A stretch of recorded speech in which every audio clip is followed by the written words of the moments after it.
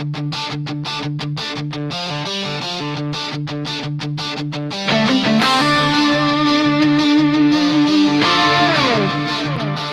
is for the ones who were raised on gasoline dreams, for the lug nuts holding tight to the wild red line scenes, for the families, the drivers, the wrench turning crews, for the chrome, the smoke, and the ones who refuse to lose. Where horsepower meets heart, yeah, that's who we are. We're a culture, we're a brotherhood, we are rolling motor fire. Build not borrowed, that's the creed written deep in our veins. We turn busted cars into legends and rust into fame. From late night garage grind to race day stadium roars, every scar on our knuckles unlocked 1,000 doors. We don't back down, we don't break, we don't fold. Every ride we build tells a story worth gold.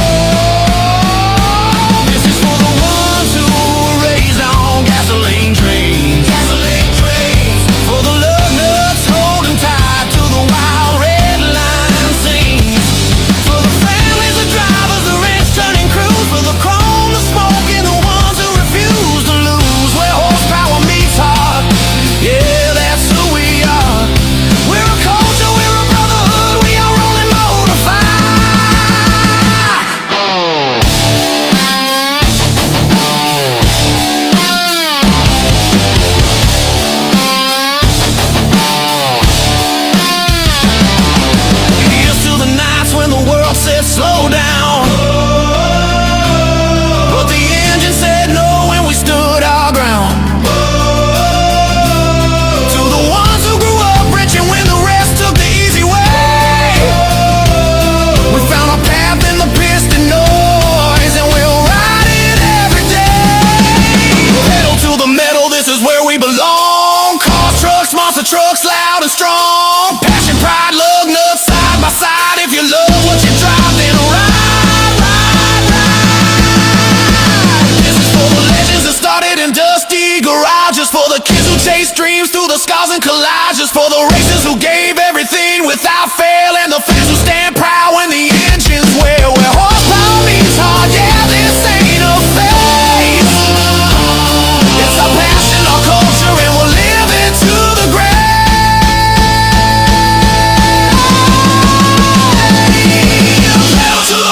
Forever in our veins. So look out, we're only getting louder from here. Nothing built strong was ever built out of fear. The road is wide open and the fire won't slow, because this isn't a hobby, this is the only life we know.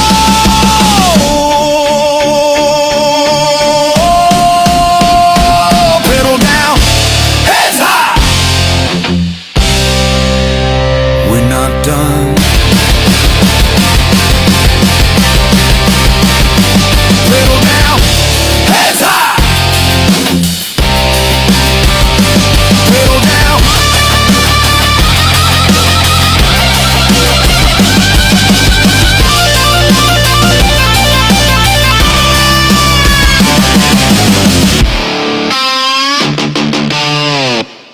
Ladies and gentlemen, start your engines. You're listening to Pedal to the Metal, Motors and Music, the show where horsepower, stories, and great music come together. From beautiful collector classics to fire-breathing race cars to the ground-shaking thunder of monster trucks, this is where the world of motors meets the power of music. So strap in tight, fire up, and grab your favorite cold drink, because a ride is about to begin. And now, here's your host, Roller. Hey.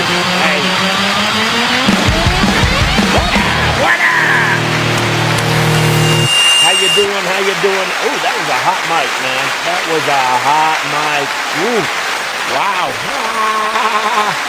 Anyway, man, what's up, Carter? How are you guys doing? Monster Truck Canucker, Robert Haas, what's up? How y'all doing, Joseph? How you doing tonight, man? Good to see everybody online right here, man. We got all kinds of people on here tonight already, man. What's up with my beer garden rowdies down there, man? How you guys doing? It's a good time to see you, man. Thanks for being in here tonight. Thank you. How's everybody up in the mezzanine? Oh, y'all looking good up there, man. Wow. What's that sign say? Ha ha! Roll the rocks. That's awesome, guys. Thank you very much. I got the band in the house, man. How you guys doing? Are you ready to ding ding ding ding ding ding ding ding ding? All right, all right. Well, let's just bring it down a little bit. Let's just bring her down a little bit here. Cheech is not on yet, man. I mean, I appreciate the applause. I really do. It's great to have all that applause, but man, I'm just roller. That's all I am, roller. As my buddy Robert Haas says, that's just roller, man. That's roller. Anyway, guys, thank you for tuning in. I'll tell you what, let's see here, right here. How's my girl Carter doing, man? How's she doing? We have got an exceptionally awesome show. The next two shows are going to be, they're going to be muy malo, muy malo. It's I got two really good friends, man. I got Bradley Shaw, the monster truck Canucker. He's going to be on Sunday. But I got Cheech Agosh in the house tonight, man. And these two guys have a podcast. Well, let's see. I believe that Bradley, I'm not sure if Cheech did, and I got to ask him tonight, but I know Brad used to tune in to my show called Monster Truck Radio. And that was a long time. That was a long time ago. I'll tell you that for sure. Anyway, Sean Green, what's happening? What's happening, Sean Green? You're right, man. Another sold out crowd. 8,600 people right here in the studio tonight, Sean Green. Can you believe it? I can't either, man. But Bradley used to tune into my show a long time ago called Monster Truck Radio. And we did that down in Castle Rock, Colorado at Castle Rock Radio. And it was a great time, man. We had an hour-long show, and we had people from all over. And these guys, I'm kind of like Ron Burgundy, okay? If you type it and I want to read it to somebody out there and let you guys hear about it, I am going to read it. And I'll read everything. And these guys used to do so much to me, man. They used to get me in so much trouble because they'd type things in there and I just say it. I just say it, and I didn't really realize. And I'm not that way with texting. I can text something, and then I send it, and then I look at it, and I'm like, that is not even what I said. And I've just sent it out over the waves, you know. But hey, that's just me. That's who I am, and that's just the way it is. You know what I mean? That's just the way it is. But anyway, Cheech is going to be on tonight, and Cheech drives for a company called Hall Brothers Racing, and he's a pilot of the Raminator monster truck, and then he also co-hosts with Bradley Shaw, and they do a show called Crush This, a monster truck podcast. You know, and I'm telling you what, man, uh, these guys got it going on. They really do. They have taken monster truck radio times 2000 and really done a great job with it, man. And we're going to talk to both of them in the next two shows. We're going to see what's going on with their podcast and how you guys can tune in and different things like that. So it's going to be, let's see here, what's this? Yeah, do it for Jimmy. That's right. But it's going to be a good show, man. It really is. The connection is terrible. My wife keeps cutting in and out. Carter, maybe sometimes if you log out and log back in, it's a stronger connection. I don't know why, but if not, I don't know what to tell you, baby girl. I really don't. So I'm sorry that it's doing that. I think you had problems with that last Sunday. But anyway, we've got a great show tonight. Like I said, Cheech is on tonight. The Monster Truck Canucker Bradley Shaw is going to be on Sunday. The 17th, we have some folks that are going to be on the show, and I didn't write their name down, and I always forget it, and I apologize if you guys are listening. But they were on the cover of the C10 America magazine, and we did a song about them. Rich put a cover story in there, and from now on, anybody that's on his magazine, they get to get a guest appearance on the show. We're going to talk to them about Working Man's Dream. It's a truck that he made for his wife, and it's just awesome, man. It really is. And by the way, that that episode is out right now. That issue is out, so you can order it off of Monster. Let's see, you can order it off of C10AmericanMagazine.com. Get yourself a copy of it today, and you can check out the truck that we're on. I have to further confirm Willie B. He's a show host here in Colorado at KBPI. He's the program director. He's been with KBPI for a long time, and he also does a show on TV called Two Guys Garage. And Willie's a good friend of mine. We met a while back through Specialty Auto Auctions. I've listened to KBPI forever, ever and ever. It's the greatest rock station in this part of Colorado. So, you know, he's going to be on, but he is a busy man, and sometimes, you know, he might have forgot. I don't know. I'm having trouble getting a hold of him. So I got to get a hold of tomorrow. I have to get a hold of KBPI and get his email address, and then tell them I need him to call me because I got to confirm that he's on. And then on the 24th, we have a DJ that DJ'd my car show down in Pueblo by the name of Buzz Corona, and we're going to kick off celebrating the Night Owl Car Club big show on July 11th, and it'll be the start of that, and we'll have different people from the club on, but Buzz is going to kick it off. He's a DJ up there. It's up here in Colorado, up in Denver, so if you guys are in the Denver area, man, just Google Night Owls Car Club, and they'll tell you it's over in Sheridan.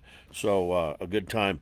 And then we have a sweetheart of a lady on the 28th who has a truck that her dad gave her when he passed away, and she took this truck and redid it all herself. I'm talking about motor work, all mechanical, paint work, interior. She done this all herself, and she nicknamed the truck Floyd, and her dad's name was Floyd. And Janie Mitchell.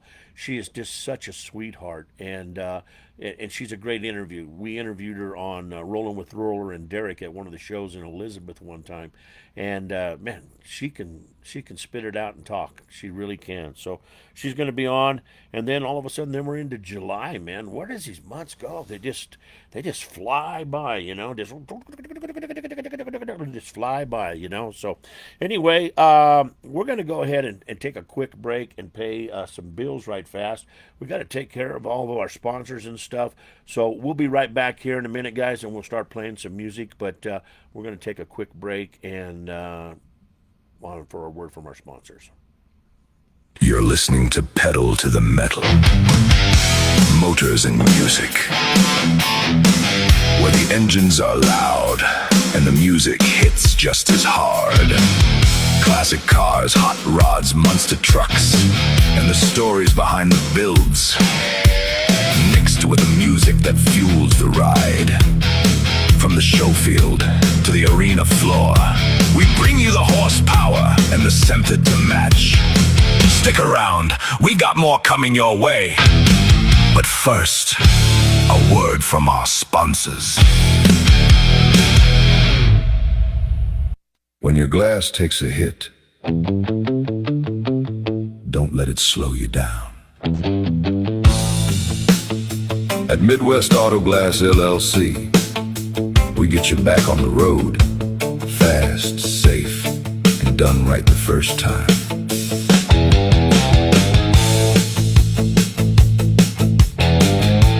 From windshield replacement and window regulator repair, to window tint and quick chip repair. And here's the big one. They specialize in RV glass replacement and heavy equipment glass too.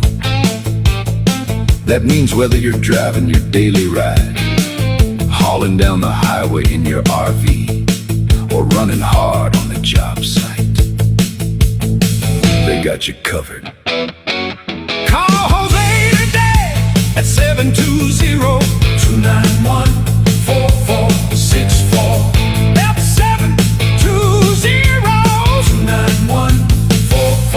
64. Visit MWAGLLC.com or email MidwestAutoGlassLC@gmail.com. Midwest Auto Glass LLC, from the road to the job site to the open highway. They keep your view clear and your wheels rolling.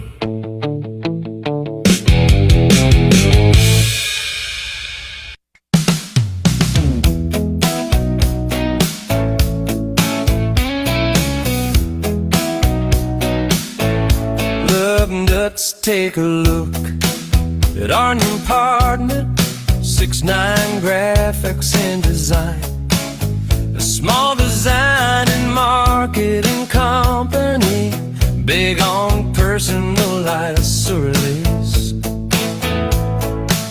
They work closely with you to get your business noticed, with graphics that stand out and grab attention. 6ix9ine Graphics and Design specializes in stickers, decals, and graphics for your hot rods, custom projects, or business marketing.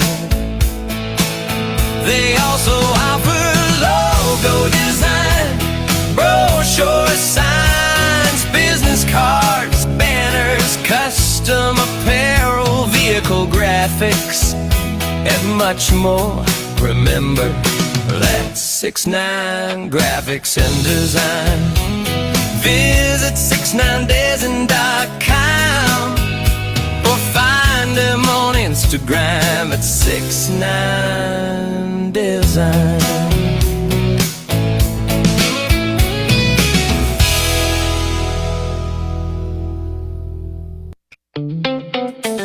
When your equipment goes down, your whole day comes to a stop. That's where Garner Repair comes in. Owned and operated by Austin Garner, Garner Repair brings professional, reliable mobile equipment repair right to you. No hauling, no waiting, no wasted time. From engine repair to hydraulic systems to electrical diagnostics and full preventative maintenance, Garner Repair keeps your equipment running strong. Whether you're on a job site, a ranch, or out in the field, Austin shows up ready to get the job done right the first time. Fast response, honest work, dependable service you can trust. Call 303-588 7940. That's 303-588 7940 or email garnerrepair@gmail.com. Garner Repair, keeping your equipment moving so you can keep moving forward.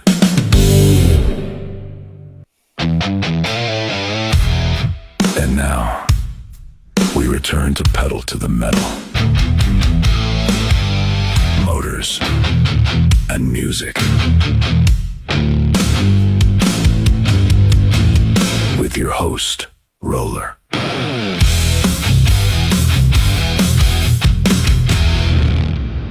We're back. Before we went on air, we had a little ruckus here in the studios, man, and I'm just sad to say that my bodyguard, Cash Money, lost an arm. He was in a terrible knife fight, and he lost his arm. And we're sad. We think we can sew it back on. It was just, it was like a gang fight in here. It was just terrible. And being the top-notch security guy that Cash Money is, he went to battle, and he threw his life on the line to protect me because an enraged fan was coming at me, and it looked like they were meant to do me bodily harm. And, you know, my buddy right here, he's still on the job. I'd show you, but my cameraman got hurt, and he can't pan over. It was a terrible tragedy. But anyway, I need you all tonight, as you say your prayers, say a little bit of a prayer for Cash Money and hope that we can get his arm back on, because, you know, he's a great guy. He really is. So that's too bad. That's just too bad that Cash Money lost his arm. Anyway, I'm doing good, Carter. Thank you for asking. I was not hurt in any way, shape, or form because of cash money. Well, guys, I tell you what, man. Like I told you, it's going to be a great show. June is still looking great, and hopefully we can get a great July. Now, this Saturday, I'll be over at Heritage Eagle Bend Car Show. They got me DJing over there, so I'm going to be, and that'll be Saturday from 9 to noon. And it's Heritage Eagle Bend Golf Course is what it is. They have a classic car show over there every year, and they've asked me to host it this year. So I'm going to be over there doing that in the morning on Saturday. So look for some live footage of that car show there. Excuse me. And then we do have the All Truck Show down in Monument, Colorado on Sunday. But from what I understand, and I've just watched the weather, and Colorado weather is just really funky. It changes from minute to minute. It's supposed to rain, and if it's raining, I'm not going to go. So we'll figure it out and see what's happening. But, we've been busy in the studio. My cousin Debbie, she asked me last week to write a couple of songs, and I was a jump ahead of her, man. I'm like a cat. I'm just like spring to action, I'm like a cat. I got cat-like reflexes, okay? That's what it is. You could call me almost like Catman, I mean, really, it's just cat-like reflexes. Anyway, I did write a song for my niece about her little daughter. There, hello, Debbie. That was her cue to come in. Debbie just waits. Debbie's like a rattlesnake. She just waits, and when we mention her name, wham, she's right there. I mean, she is, bam, her and Carter, they are on the keyboards, putting up all kinds of, they're my rattlesnakes is what they are. I love them both, and, I just, let's give them a big round of applause, I think they're fantastic ladies. Big round of applause. They really are. They're good ladies. But anyway, I forgot what I was going. Oh, anyway, I did write the song for my niece and her little baby, and then I did write a tribute song for America's 250th anniversary. So I'm going to go ahead and play that right now, and then we'll be back with some more songs right here on Pedal the Metal Motors and Music. Here it is. This is called America Stands 250 Years Strong.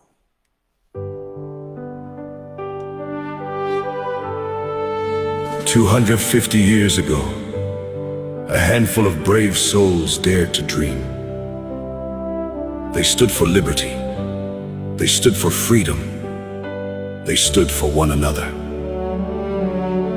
Through sacrifice, courage, and faith, they built a nation unlike any the world had ever seen.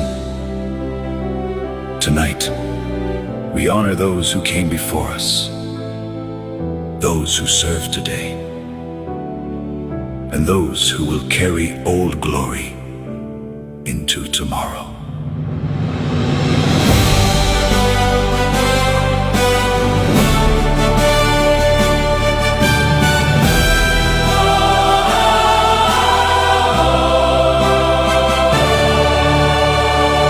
From Lexington's first call at dawn to Yorktown's victory won, a dream was born upon this land beneath the rising sun. Through every trial, every storm, through every sacrifice, the torch of freedom carried on, paid for with precious lives. 250 years strong, still standing proud and free. From sea to shining sea we sing of what this land can be. Through every generation, the red, the white, the blue lives on. God bless the hearts that built this land, 250 years strong. At Gettysburg they held the line for freedom's sacred call, and through the smoke of history they gave their very all. At Normandy and Iwo Jima, heroes crossed the tide so liberty could light the world with courage as their guide. 250 years strong, still standing proud and free. From sea to shining sea we sing of what this land can be. Through every generation, the red, the white, the blue lives on. God bless the hearts that built this land, 250 years strong. Through Korea's hills and Vietnam, through desert storms, fierce skies, America's sons and daughters served with honor in their eyes. And on September 11th, when darkness filled the day, heroes ran toward danger while others ran away. To every soldier standing watch, to every sailor on the sea, to every Marine and airman who guards our liberty, to every Coast Guardsman on patrol, to the Guard and Reserves who answer the call, we thank you for your service, we honor one and all. To every first responder who answers every cry, and every Gold Star family whose loved ones paid the highest price. 250 years strong, still standing proud and free. From sea to shining sea we sing of what this land can be. Through every generation, the red, the white, the blue lives on. God bless the hearts that built this land, 250 years strong. May freedom ring forever across these blessed hills and plains. May future generations know the price that freedom claims. And may Old Glory always fly beneath God's guiding light. For 250 years we've stood, and we'll stand through every fight. God bless America, land of the brave and strong. God bless America, 250 years strong.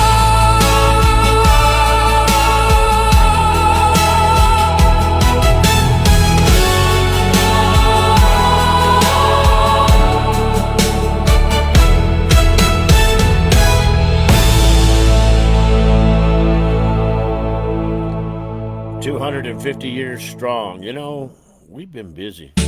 We really have. We've really been busy as a country. Man, Bobby, that's hot. That is real hot in Indiana. There's a little humidity to go with that too, man. Woo, doggy. Guaranteed right here. Our next song, of course, I didn't have a chance to do very many songs this week, guys. I'm sorry. But anyway, we'll just play some older stuff right here. You guys probably heard this one last week. This song is more really, of course, for some of you folks that are just new in tonight, in tonight on the show. Most of my songs are about my past or different things like that. They're personalized songs, and you know that's the genre that I kind of write in, be it whether it be rock or whatever. You know, it's just if I have an idea and I make a song about it, I make it. So this song here is called Kitchen Sink Memories. And basically what this was is when I was a little boy after dinner, you know, mom and dad would go into the den and they'd watch TV, and I'd go into my room and I had like, oh, I don't know, 3 or 4 big, huge boxes of Hot Wheels. And I'd take the Hot Wheels cars out and the Matchbox cars, and I would line them all around our big kitchen sink. We had a big dual kitchen sink and a lot of counter space, and I'd make make towns and different things. And I would drive millions of miles on those countertops, man, and not even leave that room. So that's what this song's about. It's called Kitchen Sink Memories. We'll be right back here on Pedal to the Metal Motors and Music. Childhood game, though the years have passed and life.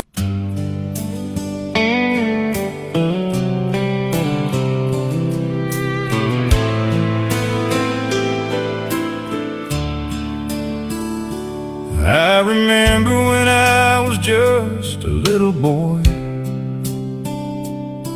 After supper I'd go make my own kind of noise. Mom and Dad were watching television in the den, while I'd dump out my Hot Wheels all over again. Matchbox cars and pickup trucks scattered everywhere on that big old countertop, without a single care. To grown-ups it was just a kitchen in our home, but to me it was a world waiting to be roamed. Those kitchen sink memories still live inside of me, a little boy in a big imagination running free. I drove millions of miles without leaving that room, from the edge of the countertop to the far side of the moon. Every toy car held a story, and every road had a name. Every day was different, but somehow all the same. Looking back now, there's some of my sweetest memories, growing up on those countertops and kitchen sinks. I'd build little towns from whatever I could find.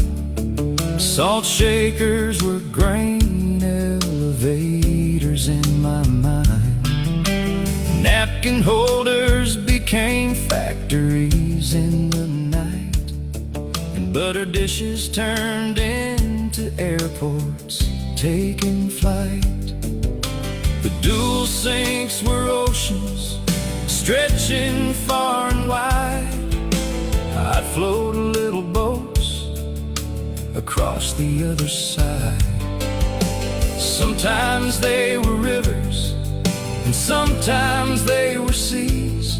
Depends on where my imagination wanted to be. Those kitchen sink memories still live inside of me, a little boy in a big imagination running free.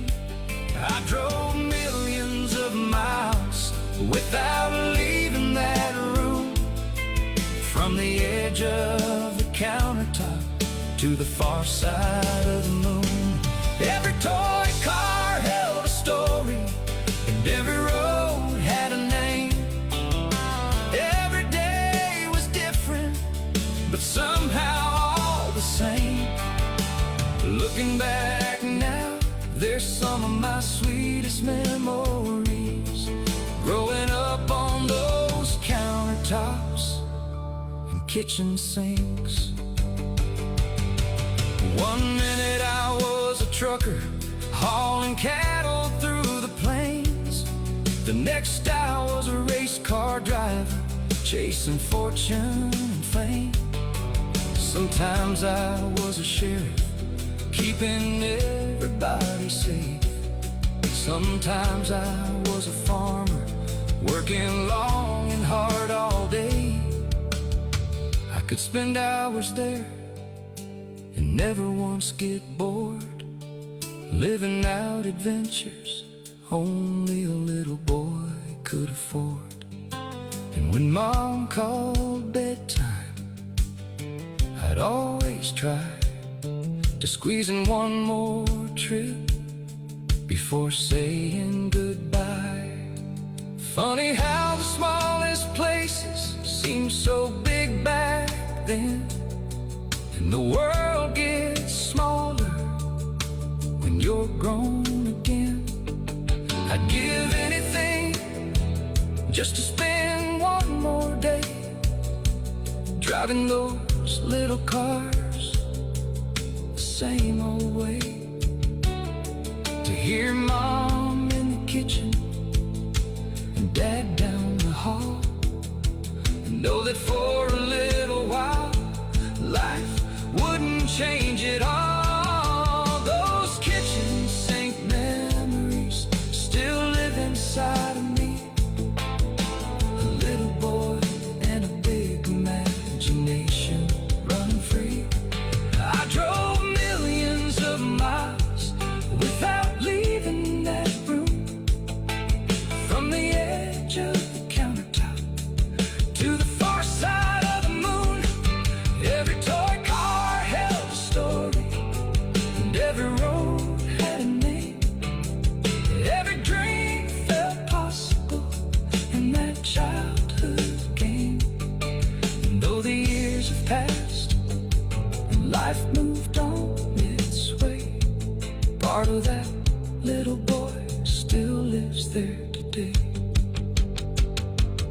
Sometimes when I see an old matchbox car, it takes me right back to where those memories are.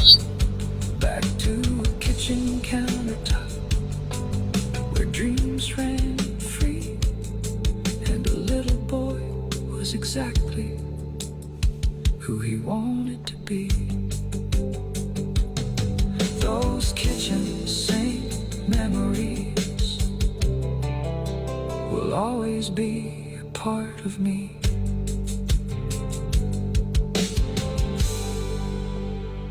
There you go, kitchen sink memories right here on Pedal to the Metal, Motors and Music. Guys, let's see here. This next one up here is called That Little Cafe on the Edge of Town. Basically, what it is about a young man that spent a lot of time with his grandfather back in the day.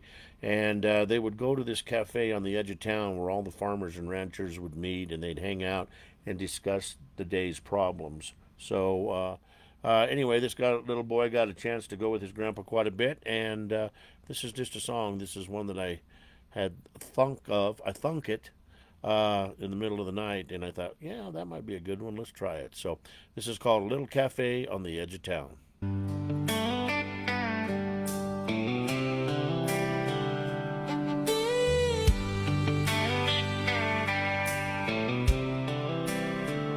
I remember as a young boy holding Grandpa's hand, walking through the screen door just about dawn again.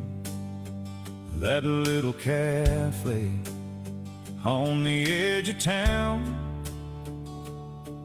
where the coffee was hot and the talk got around.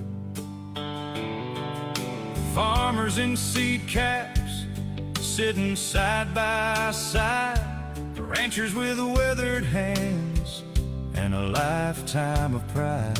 And if I behaved, Grandpa would grin and say, "Go get yourself a piece of pie, son. It's only a dime today." At that little cafe on the edge of town, where old coffee cups never seem to touch down. They talk about their farms and their cattle and grain, and pray for sunshine when they needed rain. They'd solve all the world's problems before the morning was through, from Washington politics to a tractor that was new. Looking back now, I can still hear the sound of that little cafe on the edge of town. Some would talk cattle, and some would talk hay. Some were discussing market prices for the day.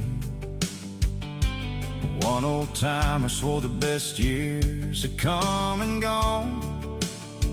Another said he'd keep farming until the day he moved on. They talked about elections and the candidates they liked, the policies they believed would help their way of life. And not always agreeing, but they all shook hands, because neighbors were neighbors back then. At that little cafe on the edge of town, where old coffee cups never seemed to touch down, they talk about their farms and their cattle and grain, and pray for sunshine when they needed rain. They'd solve all the world's problems before the morning was through, from Washington politics to a tractor that was new. Looking back now, I can still hear the sound of that little cafe on the edge of town. Grandpa knew everybody who walked through that door, folks who'd lived there 50 years or more. They'd laugh about stories from long ago, and the things only country folks would know: the price of diesel, the price of feed, the latest combine that everybody'd seen, who bought a new tractor and who sold a herd, the important things that filled every word. Most of those men have long since gone, and that old cafe finally moved on.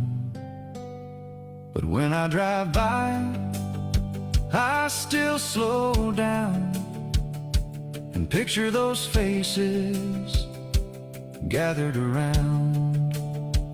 I can almost hear Grandpa calling my name, and smell fresh coffee drifting through the rain. Back then a dime bought a piece of pie, fresh from the oven and stacked up high. Today that same slice costs $3.59, and somehow it don't taste quite as good as mine. Maybe it wasn't the pie that made those mornings shine.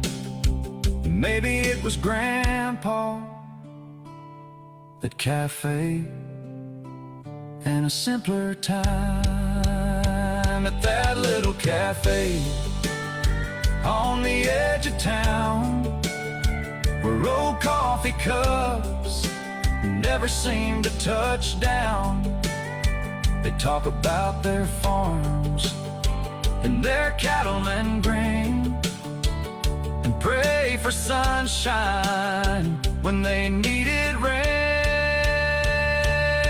They'd solve all the world's problems before the morning was through, from Washington politics to a tractor that was new. And though the years have come and gone somehow, those memories are still alive right now. I still carry those mornings deep down in my soul, the lessons they taught me and the people I know. And I'll always be grateful for the wisdom I found in that little cafe on the edge of town.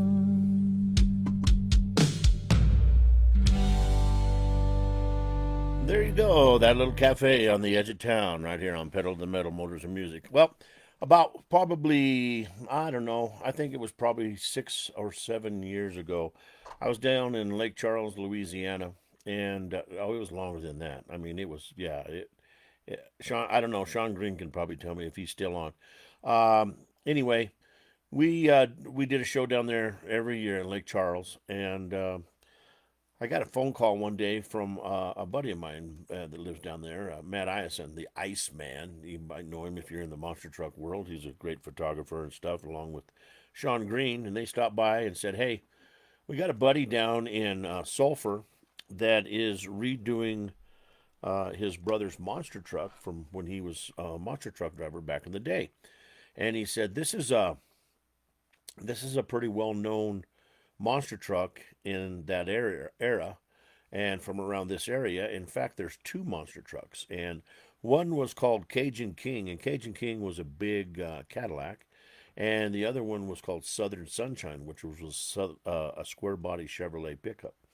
Anyway, they said, "Hey, this guy's done with them. We've been working on these, and we'd like to have you come down and take a look at them." And so Colby Marshall was helping. He was with Monster Blog then, and still is, but he was helping us film the show. So we all went down there. We loaded up in the car and we went down to Sulphur, and we went over to Mert's old shop, which was Glenn's shop in that now, and there was these two monster trucks sitting inside the garage, and it was just like walking into a blast from the past, man. It was old monster truck history. I mean, we're talking about the days when monster trucks, they didn't do a lot, like they do nowadays, but they were more into the chrome and the interiors and stuff like that. And here's this big, huge monster truck, Chevy square body, and it's got velour pleated interior in it and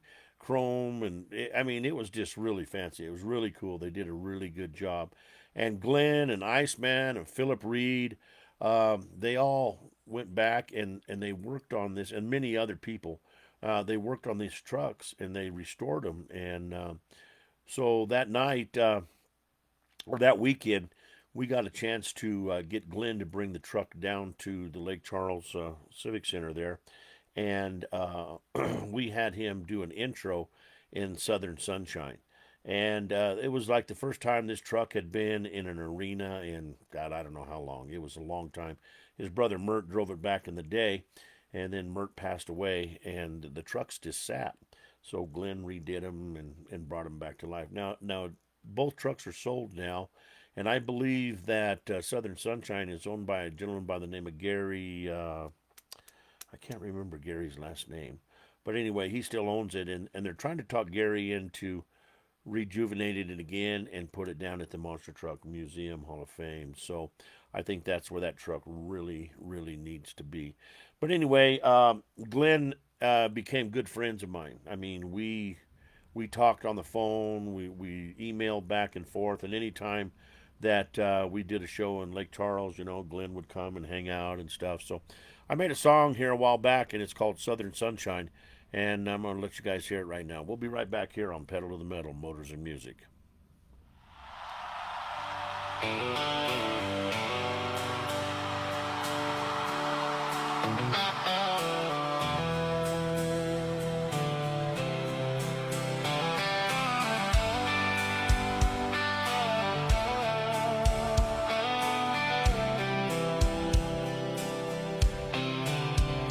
Down in Sulphur, Louisiana, back when dreams were built by hand, Mert Williams lit a fire in people that still burns across this land. He built a square body Chevy named Southern Sunshine Pride, and a Cadillac called Cajun King that could stop a whole fairground crowd. Big old Firestones throwing dirt, 454 beneath the hood. Those trucks became Louisiana legends, like everybody knew they would. He followed his dream through the mud and the smoke, through fairground nights and roads unknown. Now every time those engines roar, it feels like Mert came back once more. Southern sunshine still shines bright, Cajun King still rules the night, and the people who kept those memories alive help keep old Mert's dreaming dry. After heaven called Mert away, those old trucks sat still for years, covered up in dust and silence, and surrounded by heartbreak tears. But Glenn never stopped believing, and Wendy carried that pride. Paw kept the stories going, with old Louisiana fire inside. Then Philip, Reed, and Glenn started bringing life back again. And that Iceman Eisen turned wrenches, like he was working beside a friend. One boat, one world, one memory, long hard nights nobody saw, bringing southern sunshine back to life, out behind that old shop wall. He followed his dream through the mud and the smoke, through fairground nights and roads unknown. Now every time those engines roar, it feels like Mert came back once more. Southern sunshine still shines bright, Cajun King still rules the night, and the people who kept those memories alive help keep old Mert's dreaming dry. Then came Lake Charles, Louisiana, at a Monster X tour show, when southern sunshine rolled back out and the whole crowd lost control. Years of memories came alive when that square body fired again. You could see tears in grown men's eyes, and smiles you just can't explain. Then one day Glenn and Iceman called, said, boy, you need to come on down. So me and Colby Marshall headed south to see that legend in person now. Standing there beside southern sunshine, felt bigger than words can say, like touching a piece of monster truck history that still lives today. He followed his dream through the mud and the smoke, through fairground nights and roads unknown. And thanks to all the hands that stayed, that dream still rolls on today. Southern sunshine still shines bright, Cajun King still rules the night. From Glen and Wendy to Paw to Iceman Philip, I pull him through. And every time those engines fire, you can feel Louisiana pride, because old Mert Williams never really left. He's still riding by their side.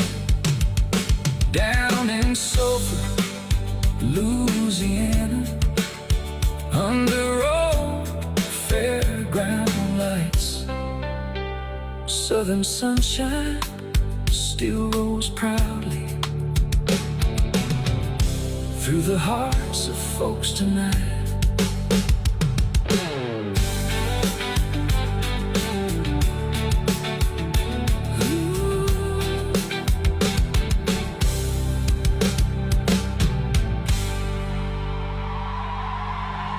You're listening to Pedal to the Metal. Motors and music, where the engines are loud and the music hits just as hard. Classic cars, hot rods, monster trucks, and the stories behind the builds, mixed with the music that fuels the ride. From the show field to the arena floor, we bring you the horsepower and the center to match. Stick around, we got more coming your way. But first, a word from our sponsors.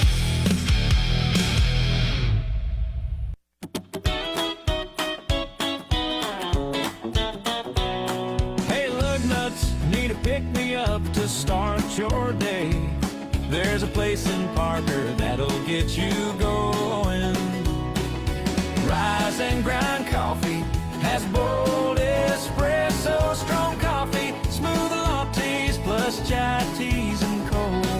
Smoothies, regular or decaf, whatever you're in the mood for. Hungry, grab a hot breakfast burrito or a fresh muffin, quick, simple, and ready to roll. Got something coming up, any event or party you're planning, they've got a portable coffee cart that brings the coffee right to you. Fresh drinks served on site. Local spot, good coffee, good people. Rise and Grind Coffee, fueling your day, one cup at a time.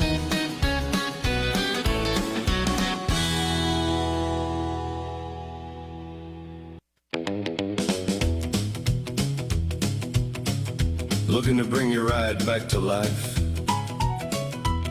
Or just clean it up and make that beater look better than ever? At Sunrise Riding Custom, we turn worn out into wow. From rust repair to full restoration to complete customization, we've got you covered. Need something to stand out at the next show?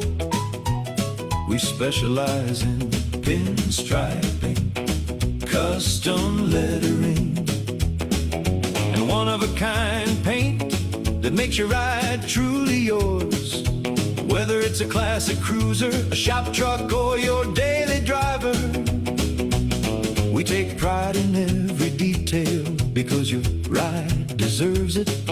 Located in Parker, Colorado, Sunrise Riding Custom is your go-to shop for craftsmanship that turns heads. Give Jeff Lytle a call today at 983-217-3239. Or follow along on Instagram at sunrise_ride_and_custom. Sunrise Riding Custom. We don't just fix cars, we bring them back to life and a whole lot more. Hey, Colorado, get ready! The second annual Tri-Lakes Cruisers Truck Show is rolling into Monument, Colorado on June 14th, 2026. Bring your ride out to the legendary Big Red at 146 North Jefferson Street in Monument and be part of one of the coolest truck shows in the state. We're talking classic trucks, custom builds, lifted rigs, and clean street cruisers, all lined up with the Rocky Mountains as your backdrop. Move-in starts at 8 a.m. and the show runs from 9 a.m. to 2 p.m. Registration is just $35, and every dollar helps support the Tri-Lakes Cruisers Automotive Scholarship Fund, presented by Hefty Fabworks. This is more than a show. It's a community, a passion, and a day you don't want to miss. So shine it up, fire it up, and roll in. For full details, scan the QR code or visit www.trilakescruisers.com. That's June 14th in Monument, Colorado. The Tri-Lakes Cruisers Truck Show, where horsepower meets the mountains.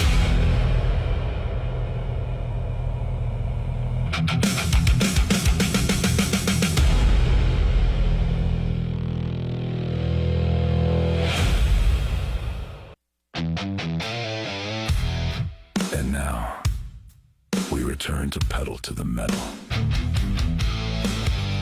Motors and music. With your host, Roller.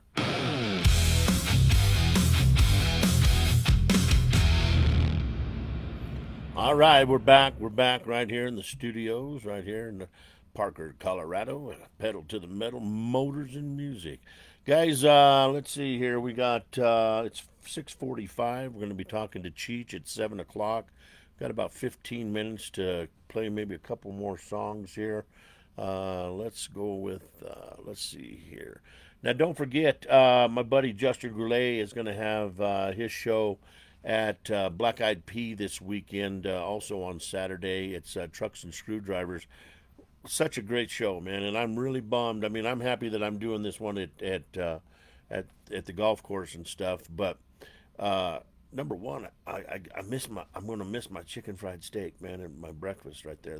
They make a chicken fried steak breakfast that is out of this world. It's muy malo, muy malo. But anyway, if you get a chance and you're going in the Castle Rock area, make sure you stop by the Black Eyed Pea there and talk to my buddy Justin and check out the cars, because it fills up fast. So I highly suggest that you get there early. And I'm talking like 8 o'clock early. And then the show kicks off at 9, because you'll be surprised when you pull in at 8 o'clock, there'll already be people there. But if you show up about 8 o'clock, you'll get a good spot. But within a half an hour, it's just like 8:30. It's already getting full. It's hard to find spots, and by 9 o'clock, you're parking around the edges of the parking lot, and then I'd say 9:15, it's over with. You ain't getting in unless somebody leaves. It fills up that fast. So make sure you make plans to attend the Black Eyed Pea Trucks and Screwdrivers this weekend on Saturday, starting at 9 o'clock, right there in my town related next to us here is Castle Rock, Colorado. So let's see here. What are we going to play? Let's do this one right here.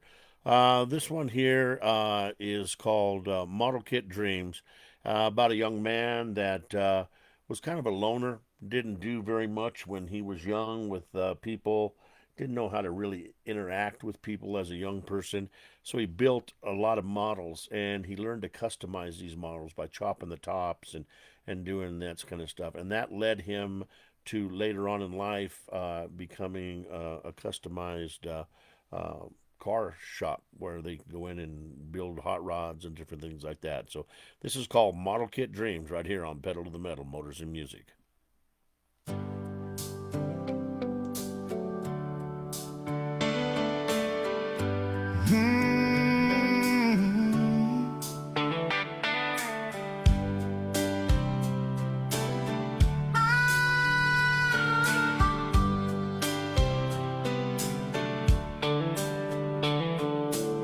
When I was young, I stayed to myself.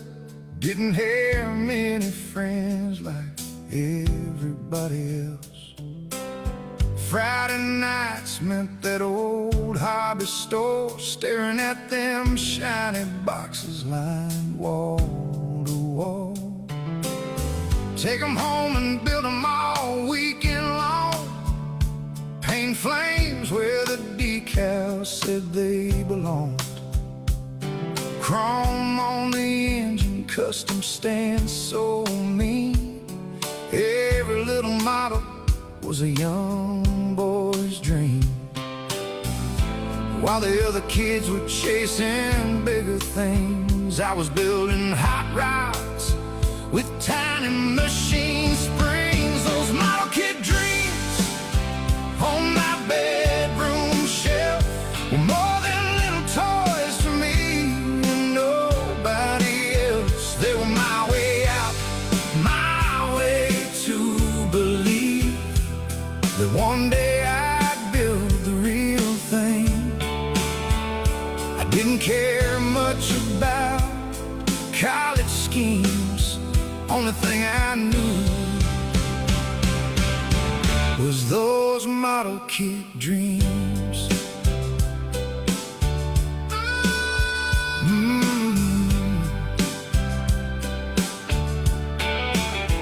I went to work down at an old body shop.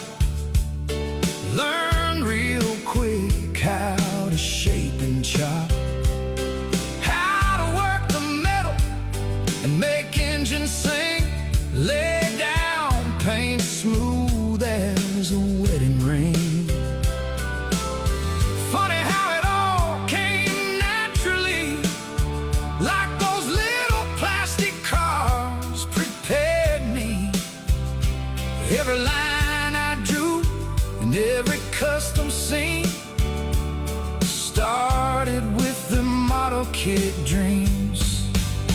Those model kid dreams on my bedroom shelf turned into a life I built myself. Now people bring me cars from miles around, trusting these two hands to lay perfection down. From a lonely kid nobody had ever seen, to a man known for his model kid dreams. Now there's cars I built on TV screens, museum lights shining down on machines. People stop and stare at the work I've done, but they don't know where it all begun. It started with a kid in a quiet room, glue on his hands and a heart full of fumes. Those dreams in a box made a life for me, built from passion, paint, and creativity. And every time I hear them, oh, shop to scream, I still see that boy with his model kid dreams. Yeah, that lonely kid finally found his wings inside those model kid dreams.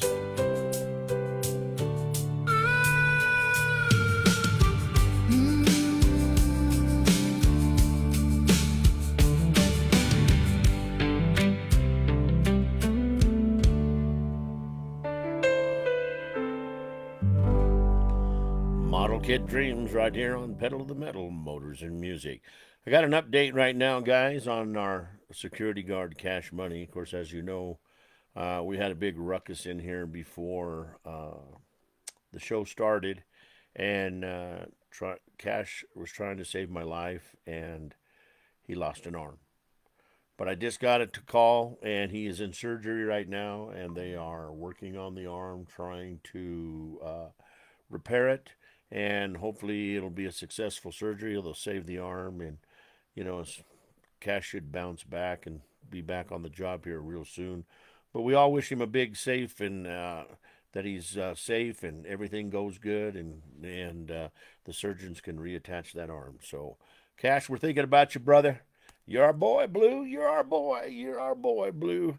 This next one right here is called Trophies Aren't the Reason, right here on Pedal to the Metal, Motors and Music.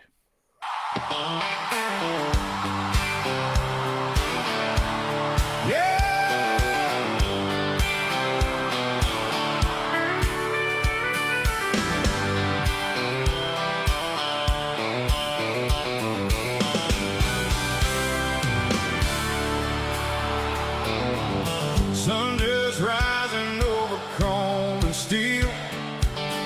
Coffee in my hand, got that small town feel. Pulled in slow, found a spot in line. 69 Chevelle next to a C10 in its spot. Primer paint and a candy red shine. Old farm truck by a muscle car fire. We laughed it off like we always do. Ain't about perfect, it's about what's true. Trophies ain't the reason when we come around. It's the sound of them engines when those hot rods come around. It's the stories we tell with the hoods up high and the friends we make just passing by. Yeah, from classics to customs, every kind of ride. From a drop-top cruiser to a four-wheel drive. When the sun goes down and it's time to roll, it's the people and the memories that fill your soul.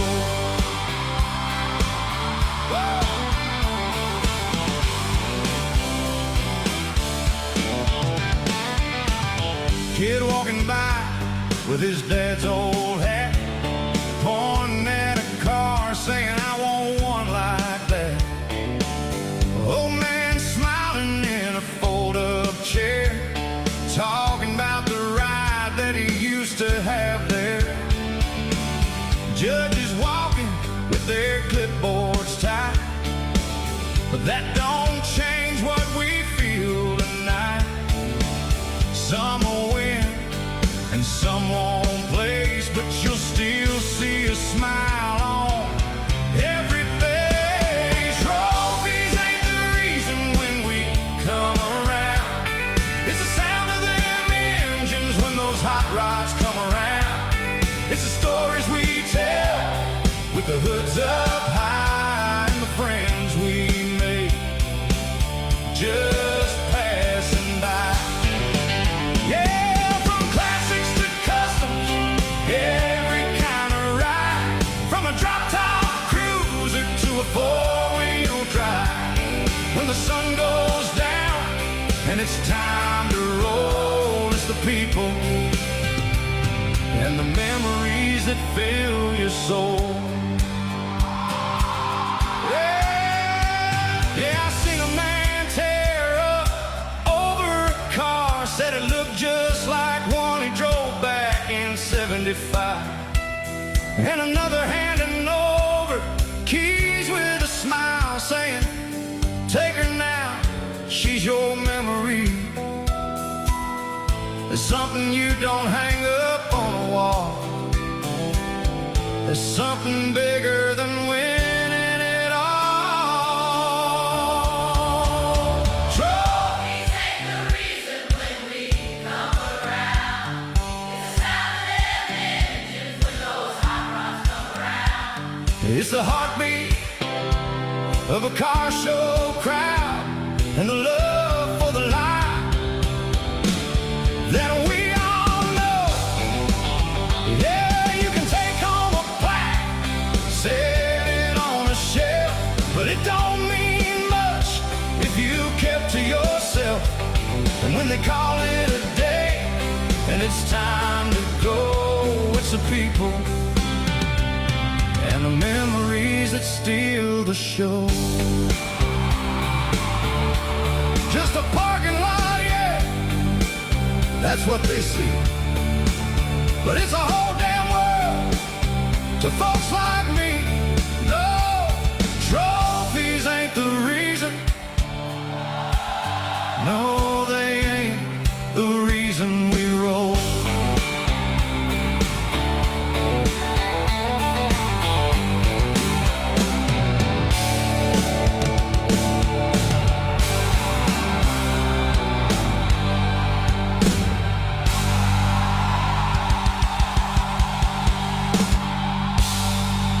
All right, trophies ain't the reason right there, right here on Pedal to the Metal, Motors and Music. I just got a text from Cheech, and he said he's ready, so let's give him a call right here, and let's get him on the show. Your call has been forwarded to I gotta voicemail. get The this. person you're trying to reach is not available. At the tone, please record your message. When you have finished recording, you may hang up. Hey, Cheech, this is Roller, man. Answer your phone, brother. Answer your phone. Hello, hello, hello. What's Yeah, up? What's up, baby? what's going on? Sorry about that. Oh, that's all right, man. That's all right. It's all good. Don't worry about it. Hey, let me turn this down. I think it's a little too loud here on the microphone here. Hold on just a minute. We'll turn that down just a little bit. So, does that sound a little better to you? Oh yeah, you sound good. All right, all right. So, what's been going on, man? How's everything going? Oh, going good, going good. Just got done with a dealership display and a car crush in near Albany, New York. It went pretty well. A lot good crowd. Got a lot of people at the Ram dealership looking at the truck. We're celebrating America 250. So when I was listening a little bit, you had a song that was playing that was pretty cool to listen to. Well, thank you, And man. the Raminator's all decked out in red, white, and blue. And we also beat all the thunderstorms that happened here too. And heading on back right now, we're stopped at a service plaza near between Albany and Syracuse, and we'll just continue trucking and get ready for another display next week in Kingsport, Tennessee, which is one of the three towns they call over there. Kingsport, I don't know the other one, but the other one's Bristol. So if anyone knows Oh, about Bristol, wow. that's that. Bristol is a Horse cool Display. track, brother. That's a big track right there, man. That's a nice one. Oh yeah, it's beautiful. But with dealership represents there, so we're gonna have a good time there too. Well, good, man. Well, Cheech, well, number one, thank you for being on the show, man. I try to listen to you guys' podcast as much as I can, but I tell you what, and you can back me on this. When you're doing these podcasts and you're trying to get content for the next show and stuff, it almost becomes a full time job besides your full time job, correct? Yes, it is. A lot of times I'm uh, scheduling within 3 weeks in advance, Right? and then I have to work around. And sometimes I may have to do a pre-recording, and then I'll go ahead and I'll do the recording like on a Wednesday or Thursday, and then I'll produce the product and play that Tuesday and go from there. But yeah, it becomes a job because you're doing outside the scheduling. You have to do like the pretty much the marketing aspects. You're trying to tell people, hey, this Tuesday, and then try to get people to watch and share on social media. But since you're on a live platform, it's hard to tell how many exact people are watching because they Exactly. a lot of times are watching maybe for a minute or pop in again for a minute, and they don't give you the algorithms of what's going on, and then later on you'll find out through your uh,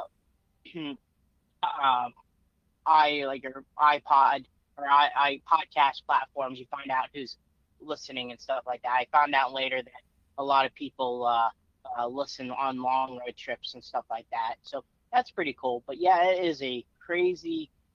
It's like a work pretty much. Yeah.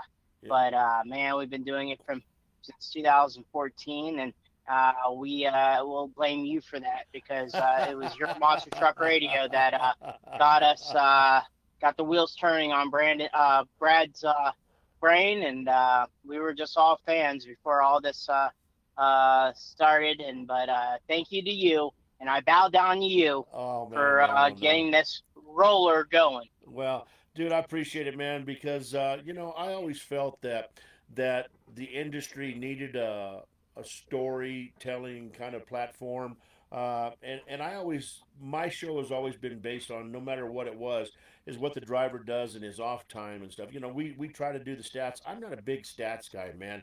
I don't like to sit there and try to memorize all these stats and different things like that. I'd rather know what Cheech done as a little boy and what got him into his first monster truck show and different things like that. That's more interesting to me, and I believe that that's more interesting to the fan base because you don't really get a chance to hear what the driver does when he's not driving. Do you agree with that? Oh yeah, yeah. I think it's awesome because A lot of people may not know. Jim Kramer from Bigfoot is a roadie for his son's band in St. Louis Exactly. Yeah. that works on stuff. Dan Patrick collects amplifiers and bass guitars. Mark Hall, my boss, collects guitars. Wow. Ask him to play. I don't know, but he likes collecting them. But and you find out so much about the drivers and the stories that they tell. It's awesome to find out what they do. Yeah, it really is, man. And there's so many different interesting stories to each of their lives and stuff. I've been a friend of Jim Kramer's for a long time, and Jim started telling me that he rebuilt guitars and stuff, and I kind of have a I can't play one because my fingers get all stuck in the strings, but I love a beautiful looking guitar, and I have three of them. And it all started off with some autographed guitars that I had throughout my lifetime and stuff. And I absolutely just kind of love them. I like to look at them and stuff like that. But I like to just hear like for you, for instance, as a young boy starting off in your lifetime, you were heavily involved in RC monster truck competition, and collecting that was a kind of a passion for you, wasn't it? The monster truck toy collecting, I was pretty much a passion of that. I was kind of like the RC stuff. I actually started more in the RC monster truck stuff actually after I stepped foot in the monster truck business, Uh because huh. the monster truck business actually got me some money to buy that stuff. Right. Um, but I was in a small town in Wellsburg, West Virginia, and I really didn't know a lot of people with monster trucks. And pretty much, I mean, there were shows in Wheeling and Pittsburgh, Wheeling, West Virginia, Pittsburgh, Pennsylvania, Washington, Pennsylvania, maybe Columbus, Ohio. But I started collecting toys, and then I was mostly into involving the virtual monster truck world. Back then, there was a really popular game called Monster Truck Madness 2 Uh huh. that you can modify different monster trucks and stuff like that. And they had a racing league and stuff like that. You started joining, and then I started more with like rigs of rods, and then today is Beam NG racing and stuff like that. But it was the virtual side that I kind of started on, and it was pretty much that way. And my dad always was taking me the monster trucks and stuff like that. So yeah, I was collecting a lot of toys, T-shirts, yearbooks. When I was younger, there was a kind of maybe towards the end, the back of the page of the yearbook, there was always stats or a tournament bracket, and I would look at all the trucks and write down how many trucks were there. Even though it had like 10, it's normally I would probably see 6 or 8, and then I would see the times. I would write down the times and write down the trucks that would win and stuff like that, and then you would find out during that show which truck was going to be winning there. Wow, that's pretty cool. So, Cheech, how did you come up with the name Cheech? How did that nickname come up? That was actually a very, very interesting situation. I was in 5th grade, and a bunch of 8th graders in my middle school just started going to me and kept on calling me Cheech and Chong. I actually had the beanie, Uh huh. and sometimes I wore the suspenders with sometimes with the white shirt and stuff like that. And um, I I uh, I walked around just normal. I did not have a mustache when I was in 5th grade, just to let people know. So Okay. I Okay. didn't have one. But they kept on calling me Cheech and Chong. And I was getting upset because I was correcting them, saying, "Hey, my name is Dan," and well, Daniel. And I kept on correcting them. I was getting upset and stuff like that. So I asked my dad, and I was like, "What? Why am I getting called Cheech and Chong?" And my dad's like, "Well, it's a comedy act. Back in the '70s, there were actually two different people. Uh huh. One was Cheech Marin, and the Yeah. other one was Tommy Chong." Yeah. So I was like, "Oh, okay." So I went up to them and hey, Cheech, what's going on? Cheech and Chong, what's up? And I told them, I was like, "Okay, well, they're two different people, so you gotta pick one or the other." And they said, Cheech. And somehow or some way, it stuck with me ever since. And it cannot get away from me. So yeah, Well, it's been with me ever since fifth grade. that's pretty cool, man. That's pretty cool right there. How different things. It's just like with roller. Uh, I had a show before I did. Well, I think I was doing Monster Truck Radio and Rollers Rock and Country at the same time. But I used to have live bands on the show, and that's why I play the music portion of the show here now. Is because I combined all my shows together, and I had a band in there, and they were a local band, and the program director was like, "Okay, man, you got to come up with a radio name." And I was like, "Well, what do you mean? My name's Jeff Richards." And they're like, "No, we want you to come up with something that's related to the monster truck energy fans and the monster truck and the music energy and all that. Just come up with some kind of a cool name." So we were there that night, and I asked this band, I said, "Hey," I said, "this is what I got to have, and I got to have you guys help me." And they were like, "Okay." And I had a list of 3 different names, and Roller was one of them. And I told them, and I saved Roller for the last. And the minute I said Roller, they go, "Roller. That's who your name is. From now on, it's Roller." And that's just where it became, because during first starting out in the monster truck industry, uh, everybody called me Cash Money because they bought me this big chain. I mean, it was like a rapper chain, and I would wear it at the shows, and it was a big a dollar sign, and it said Cash Money on it. So everybody called me Cash. But Roller took over, and it just to this day, man, it don't matter where I'm at, it's Roller. Everybody's like, "Roller, what's up, man?" I don't even think some people even really know what my name is, and it probably happens with you too, with Cheech. They probably don't know that your name's Daniel. Well, there was a story back in high school. I was a senior, and my dad had to pick me up to go to a dentist appointment. And he went to the main office and he said, "Yeah, I'm here to pick up Daniel Agosh." And the person gave him a weird look. And he's like, "What do you, who? Who's Daniel Agosh?" And my dad kind of rolled his eyes and gave a deep sigh. And he goes, "Well, they call him Cheech." Oh, okay. He's down the corner, 2 rooms to the right, and he's right there. So he knew exactly where I was at, but he didn't know my real name was Daniel. A lot of people in the industry or in life thinks Cheech is my middle name, but my middle name is actually funny to say, but my middle name's Patrick. So Wow. Dan Patrick Agosh, which has no relation to Dan Patrick in Circleville, but Right. yeah, that's good. That's how it goes. But Cheech Well, is just a nickname, not my middle name. that's cool, man. That's pretty cool. I like now I know for sure. I know the history, and that's what's awesome, man. So, starting out as a fan, and then moving into a crew member, and then becoming a driver.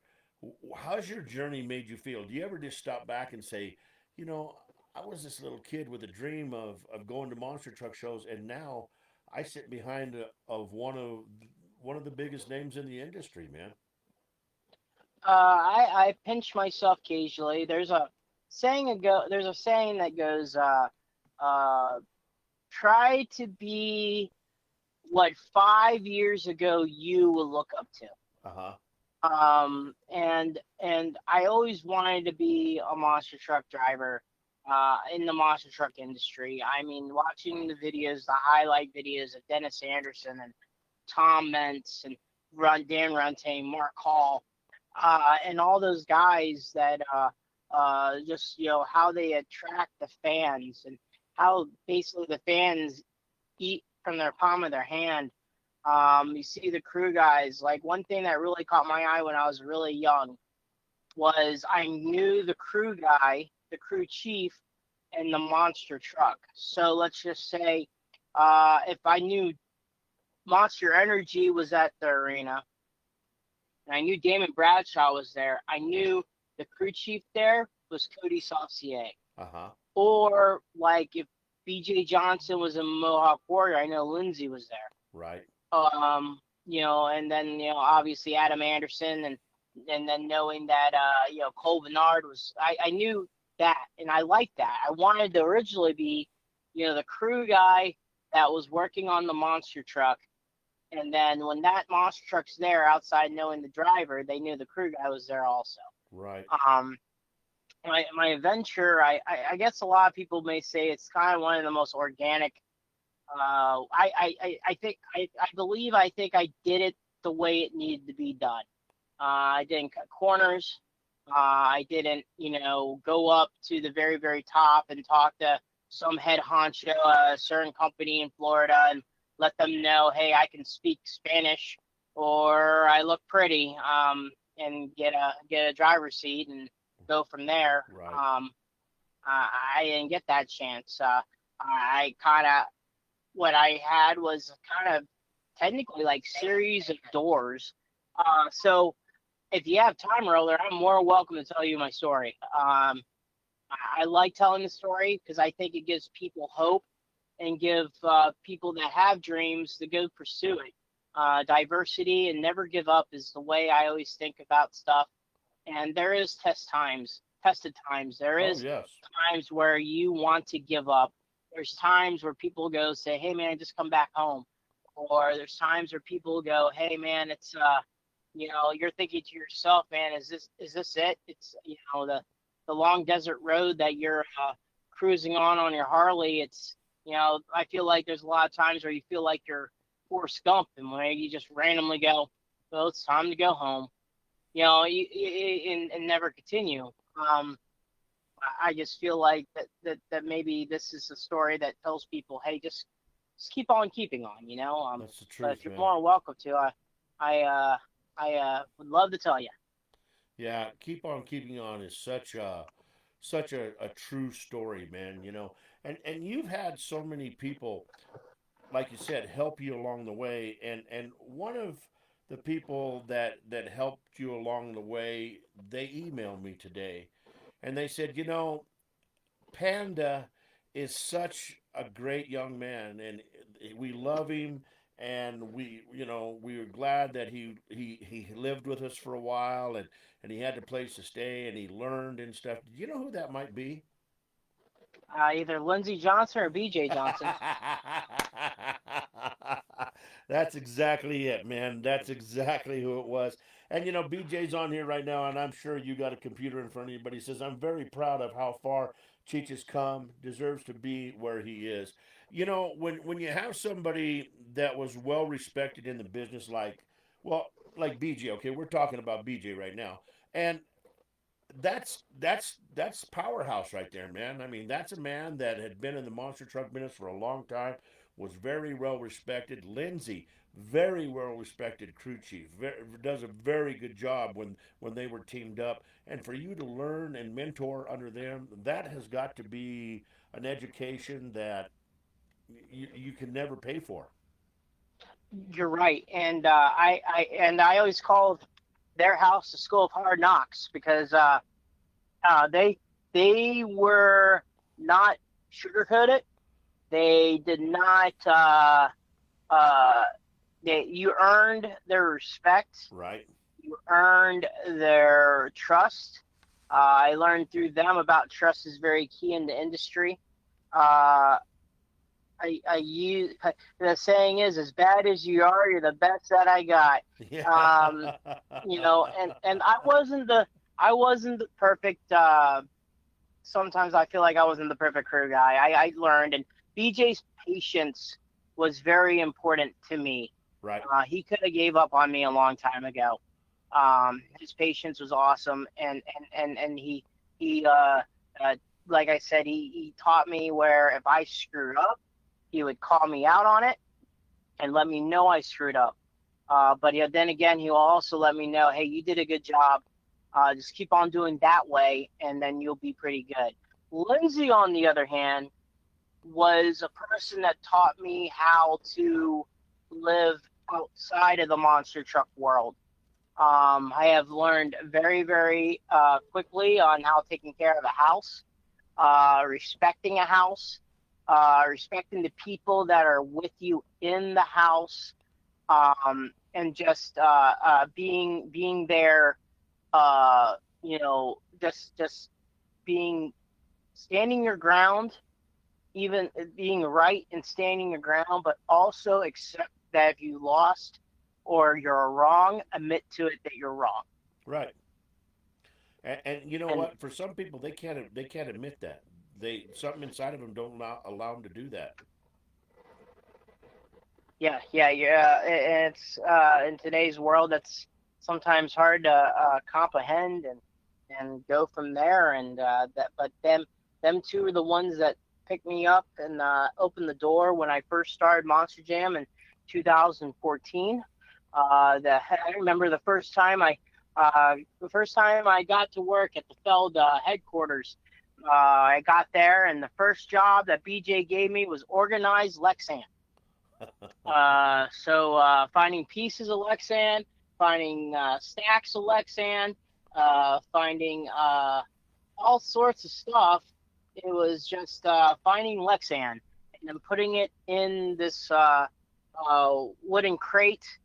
And then he would come back later with a forklift and put that wooden crate on a shelf.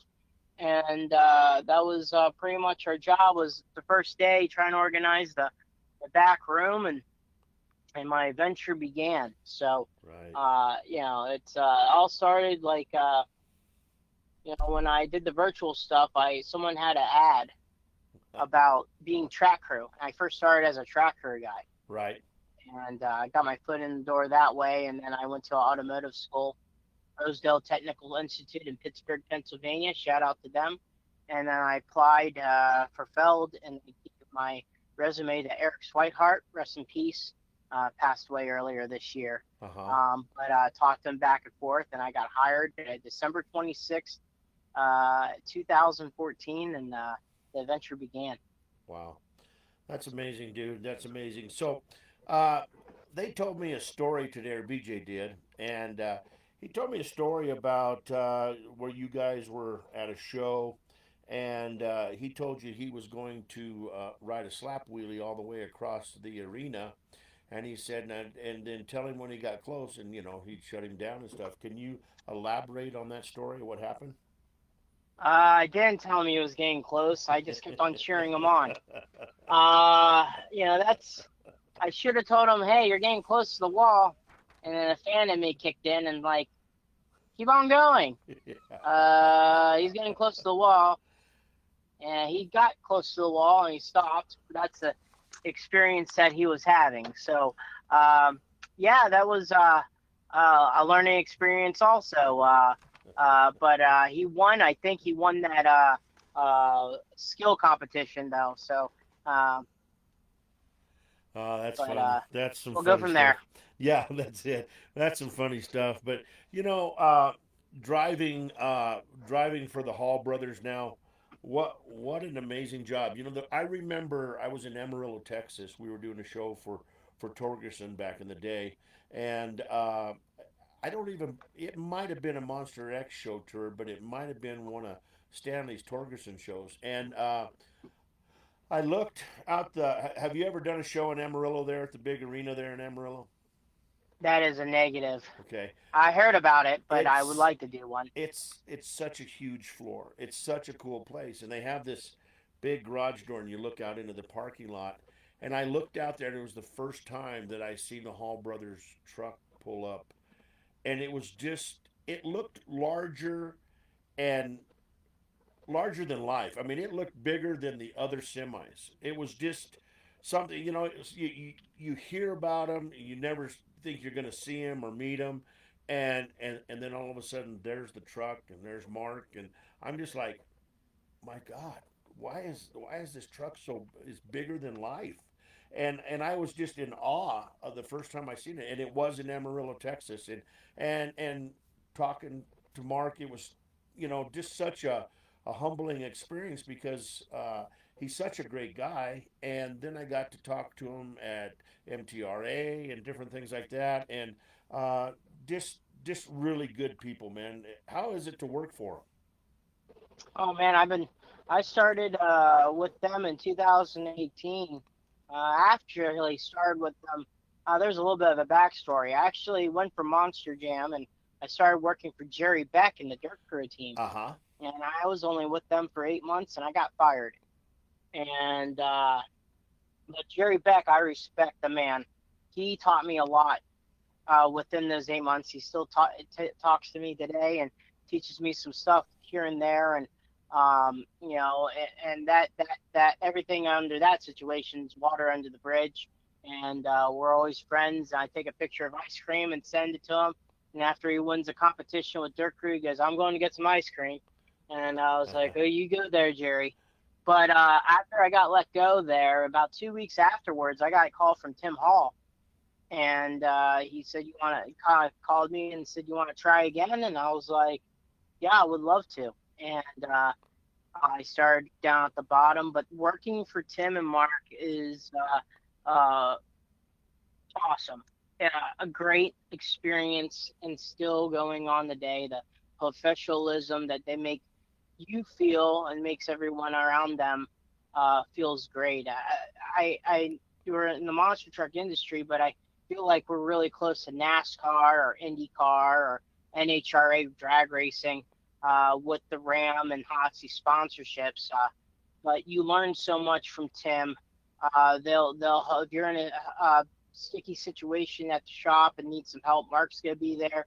No matter what he's doing, he's gonna help you out. Uh-huh. And same thing with Tim. They help. They do so much for their crew members and their employees that uh, it's uh, it's sometimes it's really stinks sometimes when someone says something bad, because they're not like that at all. They're just very competitive. They're very passionate Right. about the industry and the monster truck racing. They've been through the bottom of the barrel, but right now they've also been climbing all the way to the top of the crown. And and the way my story in the industry goes with matching, how they started, it just fits perfectly in line. And their patience with me, they could have let me go a bunch of times. Like I always tell people, you're not perfect, but if you can learn from the mistakes that you make and take advantage of the situation, then you won't make that same mistake again. That's the truth, man. I mean, well said. I mean, that is definitely the truth. And another thing that was really amazing is to sit in on those meetings at the MTRA and listening to their input about safety in the monster truck world. I mean, I learned so much sitting in on those meetings and listening to what they were talking about and how well versed they were and knew every part of that truck and everything that should be happening and anything that was new. So anytime you have the Hall brothers, you got Chandler, you got Marty in there, you got people like that in the industry that are so well versed in safety. It's an amazing group, and the I think they're a big responsible part of making monster trucks as safe as they are today. Don't you agree? Yeah, Marty and all those guys, they help, try to give the direction and the course of what monster trucks are today. I mean, with they bounce back and forth ideas with Monster Jam, and then throw ideas with other independent teams and other promoters around the country. And they're try to make the sport better, because when something happens, either involving a mega mud truck or a monster truck that's even overseas, or at something that's small, the first thing the media is going to get a hold of is the MTRA. You Guaranteed. don't get a hold of the monster truck team that had the accident, or they're not going to get the hold of the promoter that was dealing it in Poland or Colombia or something like that. They just go straight to the MTRA, and they're the ones that have to, you know, be the face of what's going on, and just following the guidelines and following what's going on with the monster truck world. The MTRA has the pulse for it. Right, exactly. Well, there towards the end when Monster Truck Radio was winding down is basically when King Sling first come out, and I can remember being in Vegas and searching all day long at SEMA for King Sling, and I finally find it, and Dennis and them they were taking it out as I was going. I really never realized how waspy, that's the kind of word that I could use, that's what comes to mind, how waspy that those trucks really are, because they're amazingly fast. And Dennis's truck King Sling was a phenomenon. I couldn't believe that that truck was built like that, man. How do you feel about those trucks? Those trucks kind of remind me of the early days of monster trucks, where they had different engines. They're just just need some safety on the trucks. They have parts that are a little bit they're starting to get durable. Right, I just think that they just need to get into the safety aspect, and maybe a couple trucks getting RIIs and stuff like that. The problem right, is there's now starting to become two different types of Mega Mud trucks. right, You got the ones like King Sling or Freedom Express, or you have those ones, but then you have guys that take their Mega Mud truck that still has a steel body with, big suspension, and they're going through the regular mud pit with Joe Blow, and they're drinking Bud Light while they're going through the mud pit, and it's not organized or anything. It's just a redneck hangout type deal. Um, that's the problem right there. It's not like sometimes I think with the King Sling and stuff like that, they're focusing a lot on the safety aspects of it. But the real problem is the one that's running a 2,000 horsepower mega mud truck in an unorganized area where half of the two of the guys' girlfriends are hanging out at the mud pit where that truck's about 5 feet away, slinging mud going down the straightaway. I right. mean that's the dangerous part of that stuff is what's going on there. But the other one that they're trying to do is like professional racing and stuff like that. I see it. They have a direction going in that pathway, and I think sooner or later they're gonna get that stuff right. Right. You know, talking about racing, would you like to see a series like the Penda series come back to where the monster trucks, qualified for the weekend and we had a true racing series? I would love that. I would like to see that. I wouldn't mind seeing like USA Motorsports type Right. S, where Yeah. they would have straight line racing and then obstacle course racing. Two different racing going on with that, with the mixture of mud racing or tractor pulling. I would love to see some type of that Penda or Pro MT Monster Truck Challenge, MLMT type thing, and that'd be awesome. I think it would be turn out to be a crowd favorite because don't get me wrong, okay? I totally have respect for what the drivers are doing today with these trucks. I mean, it's totally amazing. I never thought that it would come this far. I did a interview when AMP Live Events worked for them.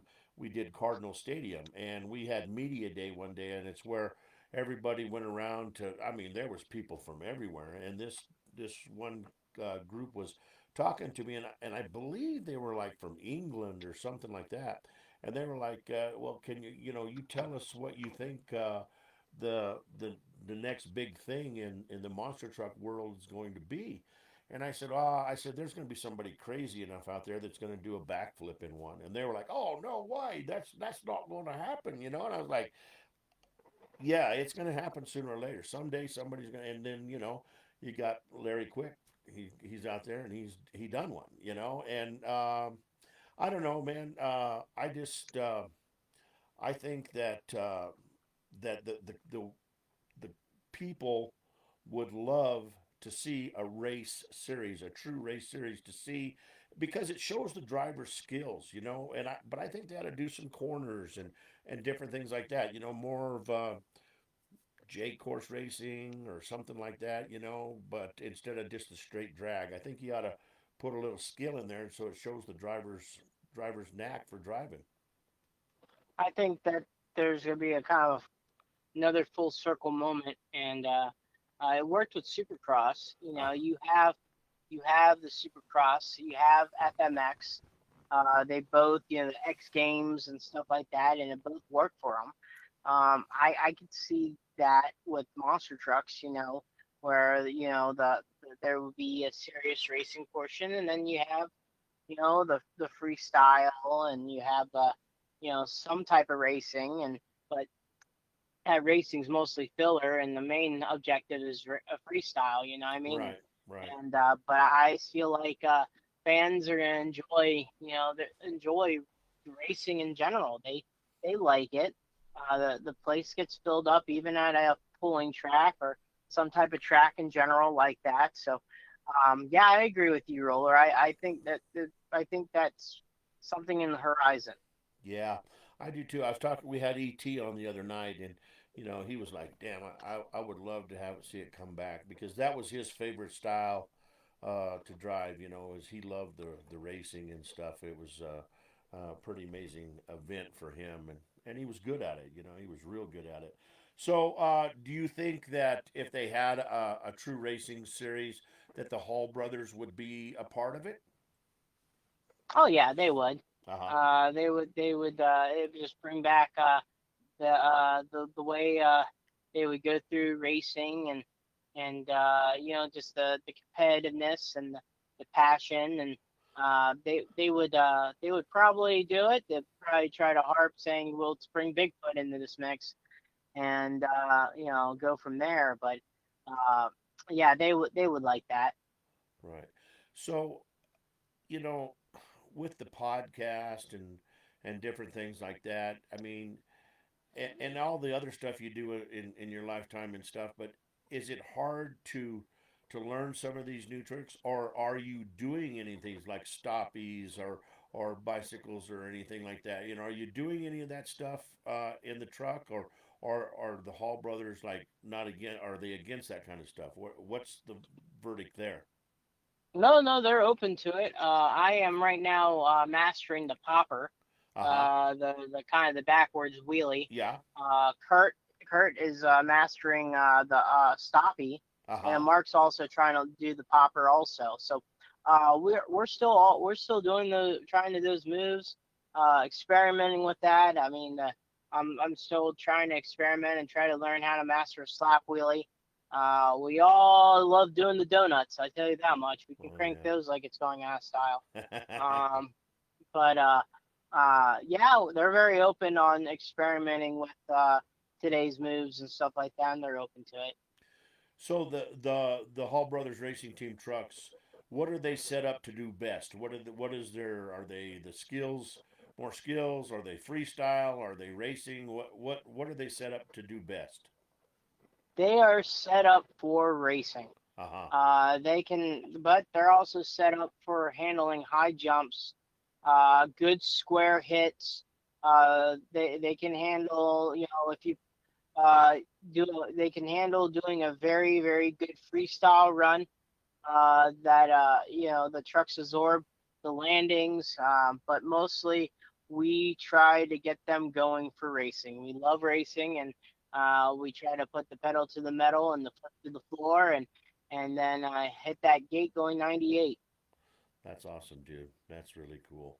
You know, uh, being being a young driver in the business, who would be your, I guess, dream race to line up against? Whether the driver is here alive or not, who would you have loved to line up against and race in a let's just say in just say do a show with and compete against this driver?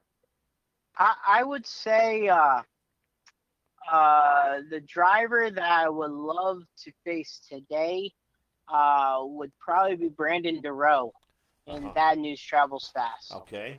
Him and his family are like a second monster truck family to me, and it would just be a blast to just line up against him and hopefully win against him. If not, that's perfectly fine because I have another chance to do that. And I would love to go against him. But if we're talking about someone in the past that I would love to line up against, would probably be Bill Weaver Jr., Rambo. Just facing him against that Leafer, Raminator against Rambo. Uh, just That would be awesome. And then again, um, I have to say I would love to face Andy Brass. Oh my God, Uh, yeah. that that would be that'd be another dream um, matchup for myself. Is face against Andy, just because me and him are the same height, and it'd be a blast just to learn from him on how just to pick his brain on a little bit of the straight line portions of like Penda and stuff like that. But yeah, it'd be Andy Brass, Bill Weaver Jr., and Brandon DeRoe. Wow. So we was doing a show in Medford, and Andy had just been on the show, Monster Truck Radio, and he showed up and got to hang out with him and talk to him and stuff, and it was just really kind of humbling to meet him at number one, because you see him on the different TVs and different things like that. But Andy's such a nice guy, man, and I'm right now I've reached out to him. And I've reached out to Gene also Patterson, and I don't know, with snake bite and all that, and the Bigfoot big event and stuff, if they're going to be coming out or what. But I haven't received a call back from him yet. But I want to get both of them back on the show, because that's kind of like a full circle interview with both Gene and Andy, both to be on the show, because they were on Monster Truck Radio. They're good guys. And uh, Gene's doing some battles right now with health. I Yeah, know he that. is. I know that. Yeah, With he keep on going, Gene. Love you, bud. yeah. And yeah, I wouldn't mind having Andy on my podcast too. That'd be pretty cool. Yeah, it really would. Yeah, Gene. In fact, I just before he started his treatments and stuff, I had talked to him, and he said, "Well, he said right now I'm getting ready to start a different battle," and he says I'm just not going to be ready for it. And I said, "Well, totally understand, totally respect what's going on. Both of us are cancer survivors, and." I just told him, I said, "But I pray for you hard, and if there's anything that I can do for you, I'm a phone call away, man." And you just never dreamed as a kid growing up that you'd have these kind of guys that you can really sit around and you can call them friends. It's kind of humbling, isn't it? Yeah, it is. And you beforehand, I always had Gene giving me a call and checking up on me, and he was one of the guys that told me just keep on keeping on, man. Just keep on going. You're with a lot of good people. You're with a good group of guys. They'll give you your shot, and just trust in them, and they'll trust in you, and just keep on doing what you're doing. And Guaranteed. Gene always did that, and I call Gene one of my good friends. Yeah, he's such a nice guy, man. He really is. We have a young lady on here by the name of Carter. She's one of my helpers on the show. They're always putting up the email addresses or anything for any of the sponsors and stuff, and just great people. I've known Carter all of her life. She wants to know, what is one of the highest jumps you've ever jumped, and were you nervous when you were getting ready to do it? The highest jump that I ever did was in Pittsburgh, Pennsylvania, at the Pittsburgh, Pennsylvania Motor Speedway for Never Lift, in a show called Monsters and Megas in 2024. They had a kind of I would say a 10-foot, 12-foot jump that had an RV as a mount of the jump. So a lot of the guys would hit the RV going the other way, and well, that RV stayed together. And then I was doing freestyle, and Tim was on the radio, and he said, "Hey man, I think the truck's handling good. If you want to hit that jump, you can hit that jump." And I was like, "That big jump?" And he said, "Yeah, hit it." Okay, turn around, swing it, and hit it. And I didn't really think, just did. I feel like in the monster truck world, you gotta do that. I feel like if you are intimidated by the jump, you're going to be intimidated by the jump throughout the whole ordeal. And if you're going to be committed, just do it. If you're not committed and you're not going to do it, just try to find something else, and either figure it out next time, or not hit at all. Because if you second guess or question yourself on the hit, that's when stuff gets bad. And because you don't know if you're gonna overshoot it, you don't know if you're gonna undershoot it and nosedive and all that stuff. So nope, I went ahead and was like, I'm just okay, I'll just do it, and follow on through, and the truck landed perfectly and just kept on going. So yeah, so I was probably pretty good 15 feet up in the air and landed and Yeah.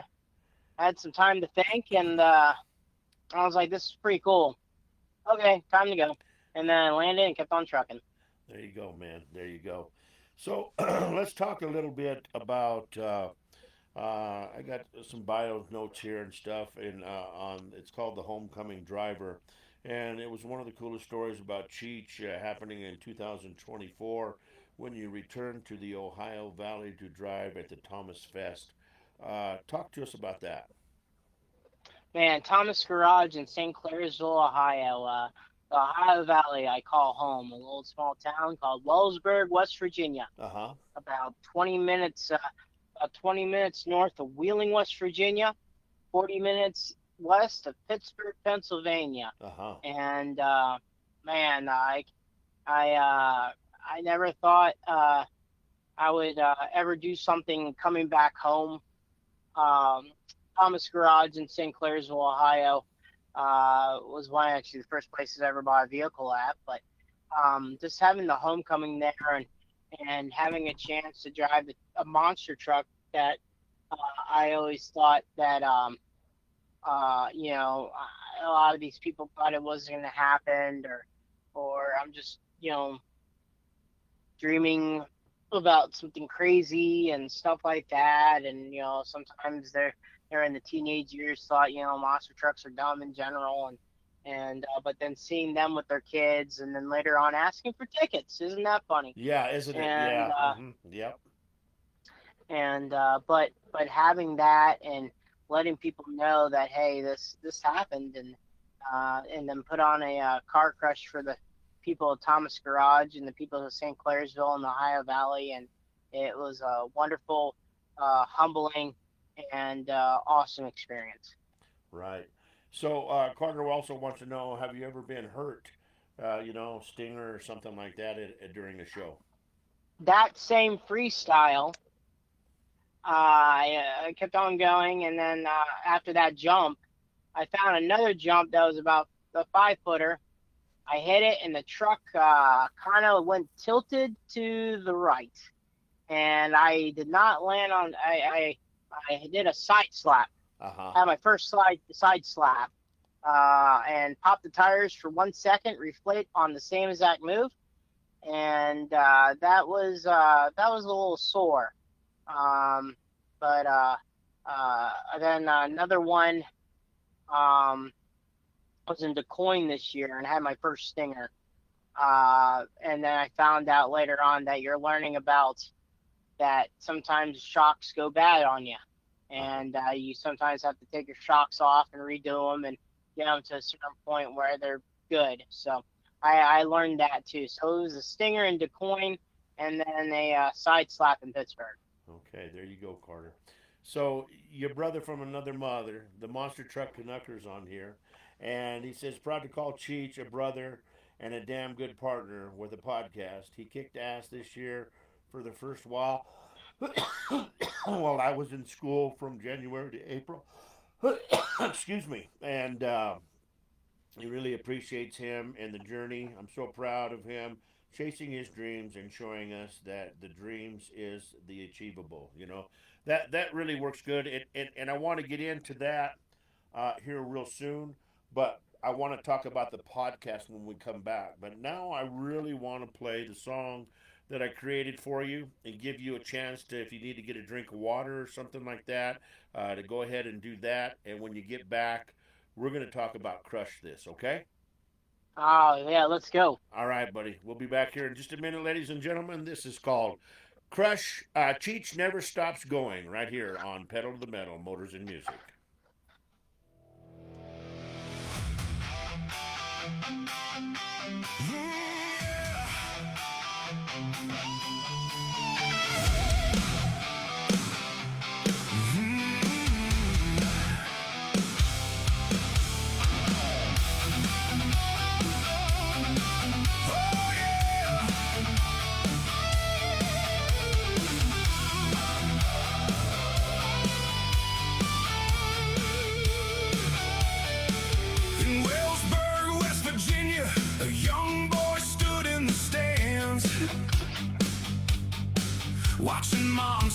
trucks fly high, dreaming of his own plans.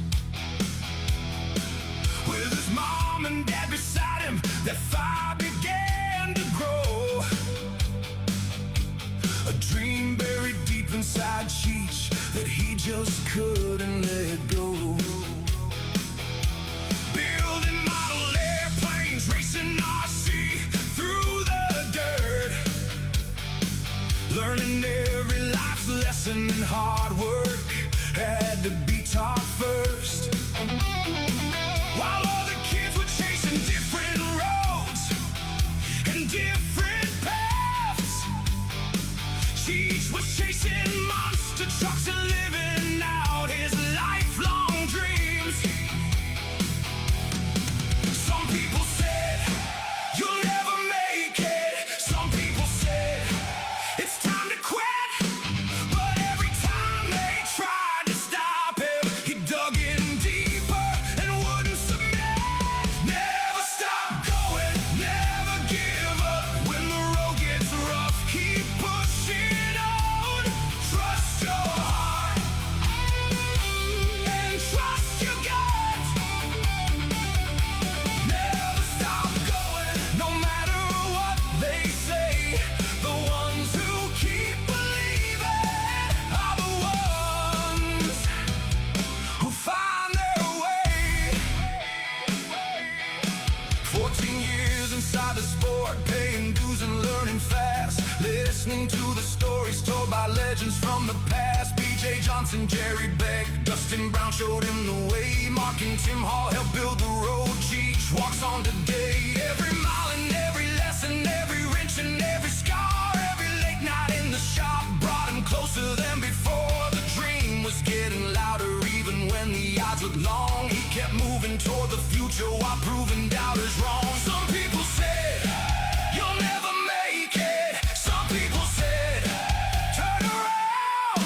But he wasn't built for backing down. He was built to stand his ground. Never stop going, never give up. When the road gets rough, keep pushing on. Trust your heart and trust your gut. Never stop going, no matter what they say. The ones who keep believing are the ones who find their way. One piece of advice stayed with Cheech through every high and low. A lesson that would guide him everywhere he'd go.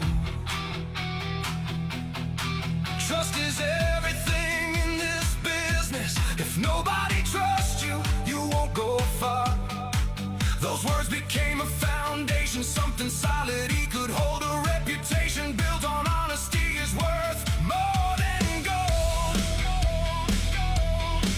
Then came Champlain County Fair in 2024. The opportunity Cheech had worked so many years toward. The lights came on, the engines roared, the crowd was standing tall. Round one against a champion that many thought would never fall. When the dust finally settled and the checkered flag was flown, Cheech had chased that dream for years and finally made it known. Every setback, every long shot, every time they said stop, every closed door, every hard road, every battle he fought, let him hear. Never stop going, never give up. When the road gets rough, keep pushing on. Trust your heart and trust your gut.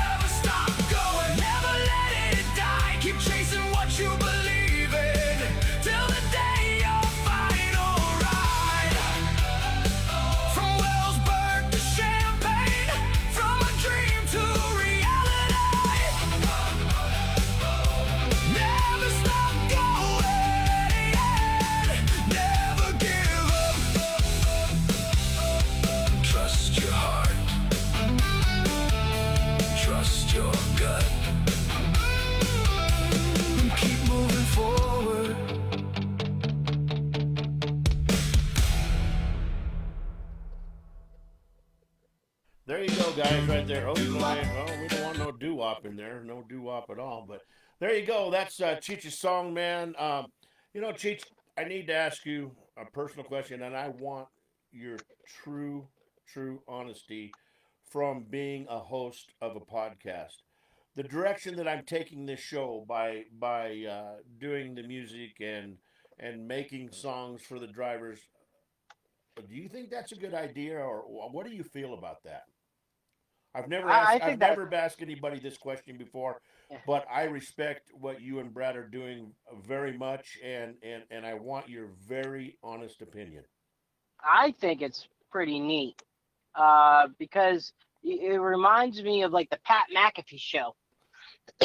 Excuse me, that you're doing like a 2+ hour long program, and it has that radio vibe that like a lot of the sports um, companies are doing, like the Rich Eisen show, Pat McAfee show, but you mix up with like the what I reminds me back in the day back in Pittsburgh, 102.5 WDVE, the Right. old school rock station. They did that too, where they mix up old classic rock, and then they would have their DD morning show. So that I like that, and you keep on doing what you're doing because that's pretty cool. Well, I thank you, man. I appreciate that. But it means a lot to me that I have your respect, man, because I didn't know what to do. I love doing this. First of all, you gotta love doing this because it's a lot of work, like we talked about earlier. But I love being able to, number one, talk with old friends that I haven't talked to in a long time, and and talk to new friends. I just wished that I could get more of the driver. I mean, Bari. Remember the show when I had Bari on when he Yep. first started? I thought, well, man, Bari did the show. He'll come back on, and I texted him and reached out to him, and he sent me back, and he says, I'll have to get with production and see if they'll allow me to do it, man. And I'm not gonna let anybody. I mean, if your worst enemy was on this show right now and was saying bad things, he would be blocked and banned and never be on the show again. I'm not going to let anybody, and I'm not going to, I mean, if me and you were right in the middle of our interview and you started bashing somebody, I'd tell you, Cheech, you got to stop or we're going to end the interview right now because that's not what this show's about. So I just Yeah. thought, I need to combine this show. And by combining all my old shows, I thought, nobody's doing it. I might as well do it and see what it's like. Thank goodness for the AI program. I really never knew that I could take lyrics and end up making a song about it and stuff. But I enjoy doing that. I spend a lot of time doing that. That's what most of my time is making that. So, what do you guys? I know you're right in the middle of changing stuff over and with Crush This and stuff. So, what are you guys getting ready to bring out for a new season of Crush This? Well, we're switching streaming platforms. Brad found a much better streaming platform that's a lot open and a lot more available for us. We were using previously StreamYard, but we were introduced to that during COVID, Uh huh. and the and some of the stuff is if you don't let's say pay their plan, your videos are a little bit pixelated, not very clear. Uh, when you have to pay for it more and more, and the price goes higher and higher, we had to find out another avenue because, like you say, that takes a long haul. What even takes a longer long haul is when you're trying to get merchandise sales or trying to get people to help pay, get sponsors or try to help pay the product, and all people wants free stuff.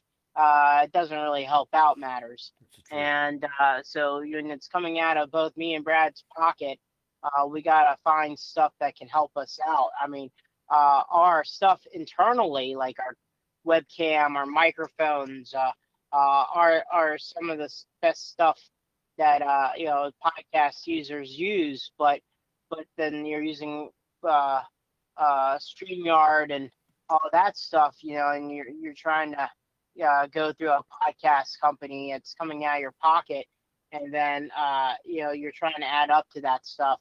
It starts getting hard. So we try to find some more eligibility, and we found some better avenues to go to, Uh-huh. and we'll have a better platform that will help us out with our product and guests and stuff like that, which I have guests going on in July.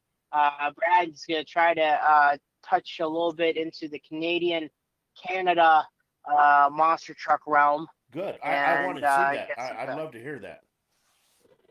And we'll want to get you on. And then we got a couple guys from Matt Motorsports that we're going to interview for in July too. So, and then we are in the process of trying to get Jim Odecker from the old Rolling Thunder monster truck back in the back in the day, and get that going on. So we'll get the ball rolling in July and go from there. Right. Now, as I don't know, have you always done it with the live video where you show the driver talking? Is that your podcast has always been that way, or did you do It was originally over the phone. Okay. Like we faced everything product wise when we first started on your show. Uh-huh. Your show, either Stone Cold Steve Austin or Chris Jericho's podcast, we started following that. We actually had a recorder, and we would originally recorded it through Skype, and we would call through Skype. We would call you, and then we'll call you through. I would buy the Skype phone call type deal, and if a person didn't have a video or audio, we would call and they would do the recording. So we did have a lot easier time getting some older guests Uh-huh. through the phone line instead of video. But then we started learning about this stream called Monstercast, which was ran by a couple people in two Extreme Racing. Uh-huh. And we started following them a little bit on their platform, and then we started doing live video, and then we would take the live video and change that to audio, and then we put that audio into podcast format. Uh-huh. Okay. Do you think it's something that's helped you guys achieve a better listening audience by going to a video, or I mean, I guess while I'm asking is because that's always been in the back of my mind. Do I need to do a live video? But some of the guys that I have had on the show, the older drivers are like, now you're not doing this live video stuff, are you? 'Cause I don't know how to work it, and I don't know how to do that or something. So my has been so far because of the fact is I'm not so in touch with the monster truck industry as you are now. I can't get some of these younger drivers on. Number one, they probably don't know who the hell Roller is. That's one of the big things right there that I come across is they're like, yeah, I guess I'll do it. I'd be more than happy. It was where I call up the other guys, that I've known forever, and they're like, oh man, whatever you want, bro. We're there for you, and we'll do it for you. I don't know. Should I take my show to the next level and do video, or do you think I should keep this a traditional old school monster truck radio and keep the phone calls coming in? I think you could do. This is my format, my idea. I mean, I think keep what you're doing right now, but I think you need to touch the waters with the younger group. Just say, hey, this is Roller. You got people like me, BJ. You got others in there. Bari would easily explain to people about what you did. There's still time to get a hold of there's still a lot of good monster truck fans that know the Mike Hawkins and Aaron and Darren Bazels, Right. and that stuff. And I think you have a wonderful platform. For us, even though we're still doing streaming, the future of what we want to do is do a studio recording interview where we'll have the guests, right in front of me at a studio type deal, and then have Yes. maybe Brad on a video board still asking questions, earphones and stuff like that, like a Dale Earnhardt Dirty Mo uh, show, or Stacking Pennies. That's the direction we want to go, is doing some recording interviews, and then we get the older guys that are not into it, but invite them to a studio and have them there to talk to you right in front of your face. And I think that that's the best, uh, that's the most organic, and to me, the best interview that you're going to get is when you have that person right in front of you. Oh, I Because have to then you're agree. vibing on them. I You'll vibe off of them. Yeah, that's the truth. And I've had a lot of people say, "Hey, Roller, what questions you have a do you have a list of questions you're gonna ask me?" I said, "No, man, I don't have a list of questions in any way, shape, or form. As you can tell, me and you have been all over the board tonight. But everything we talk about leads to the next question. Basically, how I think about it. I mean, sure, I wrote down some stuff here, from the internet, just to touch base on some more important stuff. But I think that it's the one that I like the best is my son is a big NASCAR fan. I love NHRA, but I like to watch that show that Dale Jr. has, where him and those guys sit down at the table and they have the guys in front of them. I think Hmm. I think that, and I have a lot of the classic car guys that want to come into my studio and do that. But Cheech, if you looked at my studio, uh, it's actually a storeroom in my house, and sitting in front of me are Christmas Christmas, you know, different kinds of trinkets. Over here's cases of water. Over here we got survival stuff for the food.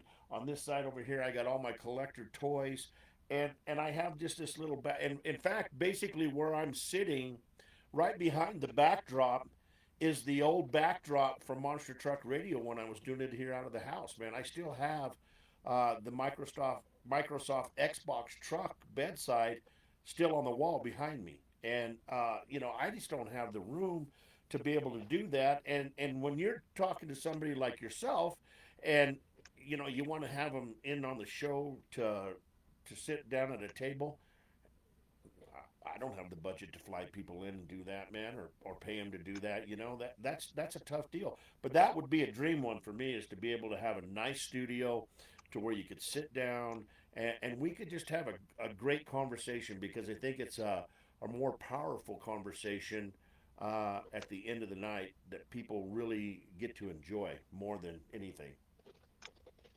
Yeah, and then you try to schedule that. You try to find out which, like for instance, since we're in our area in Champaign, you can find out who's around and stuff like that, that's willing to maybe stop by and do an interview and stuff like that. But in the monster truck industry, it's not like NASCAR where everyone's in Charlotte. Right. And in the monster truck industry, like you're gonna have a lot of people in Florida, you're gonna have a lot of people in California, you're gonna have a lot of people in North Carolina, St. Louis area. We do have a decent amount of people in the Paxton area and the Champaign area, but uh, a lot. But the platform that for the monster truck side of it, the best way is as of right now is what you're doing with phone calls, and or what I need to do for doing video work and stuff like that. But the perfect thing to do is like the perfect thing to do on paper is to invite like a Mike Waters or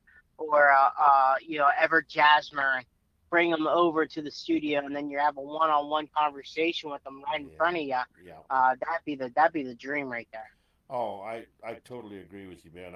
I'm 100%. The time that I had Ronnie Sturgis, Sammy Sturgis.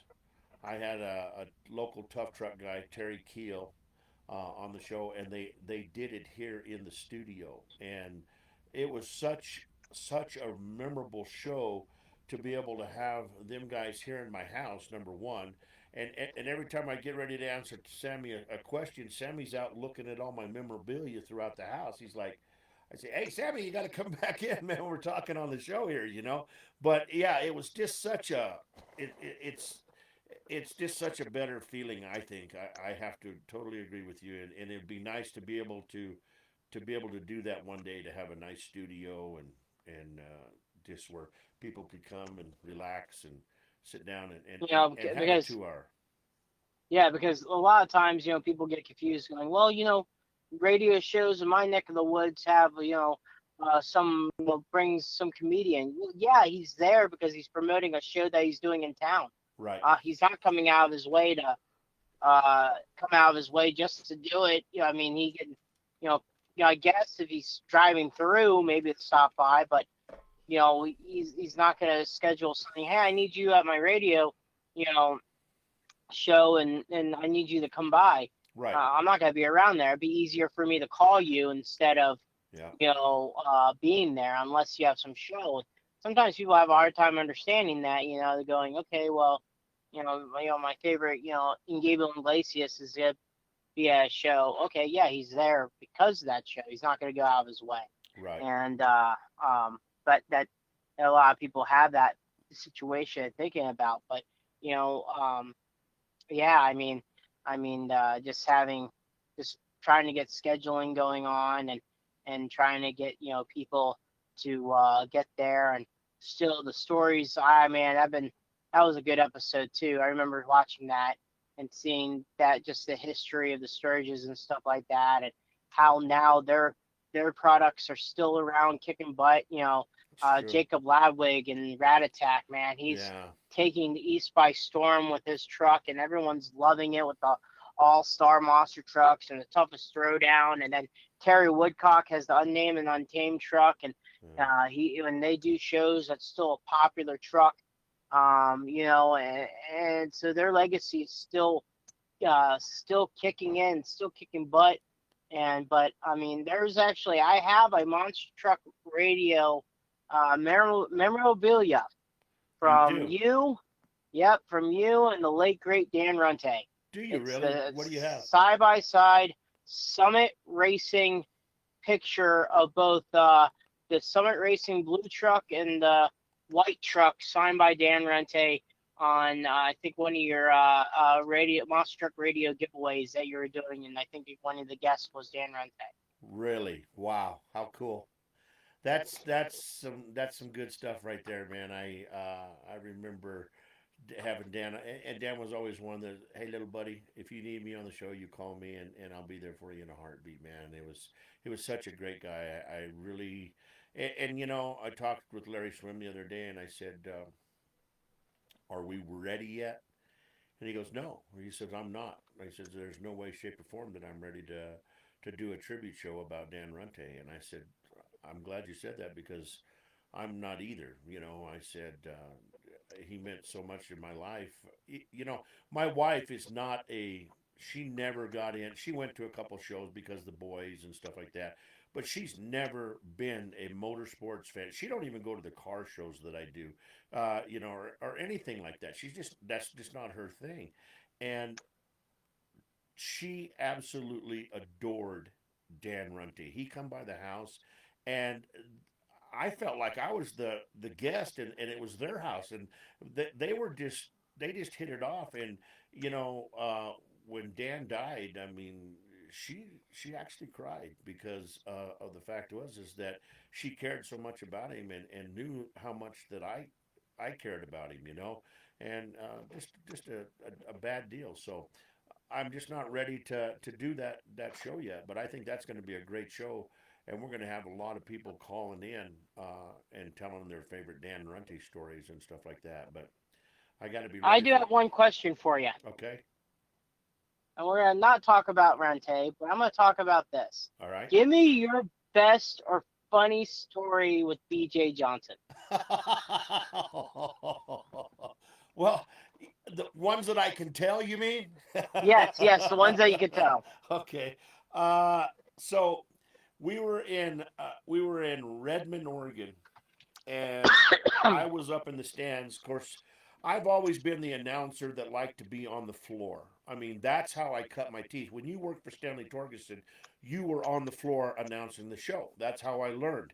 And so I was right there, and I learned that if the truck was on the right side, you were clear over on the left side, and different things like that. I mean, I follow. You think you got it mastered, but you don't. Okay, because you never know what that driver's really going to do or anything like that. So, but anyway, we was in Redmond, and I was up in the stand at a racetrack, and I was, the little booths that the racetracks have and stuff up there in the grandstands at the very top, and I couldn't. I was landlocked, and we were doing a deal called redneck bowling, and I'm sitting there announcing this redneck bowling, and all of a sudden I look out into the crowd, and I'm like, that looks like my rent a car. And I was like, no, it can't be. And earlier, Larry Swim had come and said, hey, dude, I need to borrow your car. I got to go to the convenience store to get something to drink or something, whatever it was. And I said, sure, here you go. And I threw him the keys. And I'm sitting there looking, and I'm like, that's my rent a car. And have you ever done redneck bowling? No. Redneck bowling, you take 55-gallon drums and the plastic ones, and you set them up like bowling pins, and then you take your a car and you run at them, and right before you get them, you hit the emergency brake and slide into the the drums, and whoever knocks the pins over, that's how it's just like bowling. But anyway, this car's coming closer, and finally I'm like, that's my car. And then I look and I said, well, who's driving it? And I look and I can't see anybody in the car. I'm like, surely they didn't just like mash my gas pedal down and just gonna let the car go through the barrels and through the fence and all that other stuff. And right in front of the tower, BJ and Larry are laying down in the seats with the seats folded way back where you can't see them. And they popped up. And of course, Larry's favorite thing was he'd always go, "Eehaw!" And they both jumped up and they both said, "Eehaw!" And it was just one of the moments that I couldn't stop laughing. It was the funniest thing I ever seen. But that night I got back at him because in Oregon, they call larger women Oregon woodstackers, and Ooh.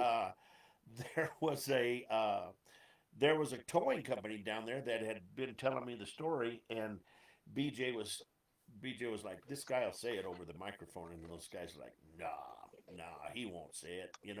He wouldn't do that. And well, they were down there, and I can remember looking over in the pit area, and they were all standing around the tow truck. And I went, I'd like to thank all the Oregon Woodstackers tonight for coming out to the show. And those dudes took off like it was a bunch of wetbacks or something, and the immigration department had came and just were running for cover, man. They were laughing so hard that I said that, and so I kind of got back at them. But there's better stories than that, but you can't you just can't tell them. I always wanted to write a book, and I wanted to call it "Give Me Some Thunder" because in my opening ceremonies of the starting of the show, I was always like, ladies and gentlemen, give me some thunder, and that was hand clapping and foot stomping, and so that's what I wanted to name the book. But I thought I got all these great stories, but these are stories that the general public, really doesn't. I mean, they're not bad stories, but they're just stories that you don't tell the general public. It's all the time that when you're there. So that's just one of them, man. I've got there's a bunch of them, but it's just we've had so many good times, man. Because I spent a lot of time on the road with Larry and BJ back when they were working for Paul Schaefer. BJ Mhm. was BJ was. I called him NASA barefoot because that damn barefoot truck was going straight up in the air all the time.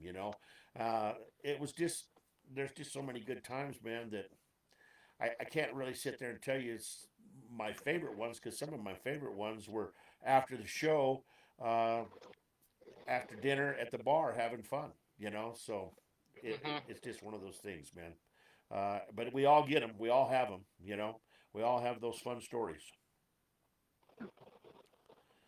Yeah, they do, and BJ told a couple of them like he he talked about how he told me about the as bad as you are, you're the best that we got, and he Yeah. told me that story. I was part of that story, and there was one time he didn't. I don't think he told you the one story. We in Fayetteville, North Carolina, and I was working with a Soldier Fortune truck, and Uh I got everything adjusted, the sway bars and stuff like that. And I was like, okay, well, I'll go ahead and center the truck. So I went ahead and grabbed my hand, and I grabbed my hands and hung the truck. So I'm using all my weight, and I'm looking down, trying to uh, you know hanging down, and the truck moved. I was like, yeah, that's awesome. And I looked up, and then Woos, Bobby Powers, Tommy Powers' son, comes over, and that boy just pushes it down all his weight. And my face went from happy to, oh man, so fast. And so everyone, like BJ, Candace Jolly, were all laughing their butts off inside the cab. It was so funny that when them two raced, they were wondering what was going. They were both on the clock to line up to race, but they couldn't because they were laughing so hard on the situation that the people at the arena that was trying to wait for them to line up were Oh. wondering what was going on. And the crew chiefs were telling them, hey, you guys have to line up. And they're both on the radio yelling at them, saying, "Give me a second. I saw the funniest thing in the world," and they're laughing their butt off. And the tech officials are like, "What's going on with the trucks?" And we're like, "We don't know. We're going from there." And they finally lined up and stuff, but it was like a good 2 or 3 minutes after that they were supposed to line up in the arena that I got them going. So that was my popular laugh with them for BJ and them. We did a show in Alexandria, Louisiana one year, and Runty was there, Rod Wood, I forget who else. It was Danny's, so one of Danny's shows. It was a TMS show, and we got some pictures of Runty flying over the top behind us in Bigfoot. It was the Hot Wheels truck, but uh, we were sitting there and hold on. I swallowed a gnat. I got a gnat in this room, and he's not no more. He's now food, and that's good. They got protein, I say. But anyway, I had a brand new Monte Carlo rent a car. I mean, this was a bright red, brand new, and it was the kind of the year body style when they made all the NASCAR Monte Carlos out of a tribute one. Like uh, let's see here, there was Dale Jr., Jeff Gordon, Jeff Dale Gordon, Jr. all of them. Yeah, yeah, yeah. So they all had their own Monte Carlo NASCAR that they sold. So I get this red one, and all weekend long I'm like telling everybody, man, just be careful of that car. It's only got 600 miles on it. I don't have the insurance. I don't have anything. Just please be careful. Don't get close to it with the trucks or anything. So I go get it after the last show, and I bring it into the building. Well, it was cold enough outside that when I come in, all the windows fogged up, and I had the driver's window down, and Dan Runte and Danny Torgerson and Rod Wood were standing there, and they were like cheering. They were clapping their hands and giving me thumbs up, and I was like, "What the hell is going on?" And so I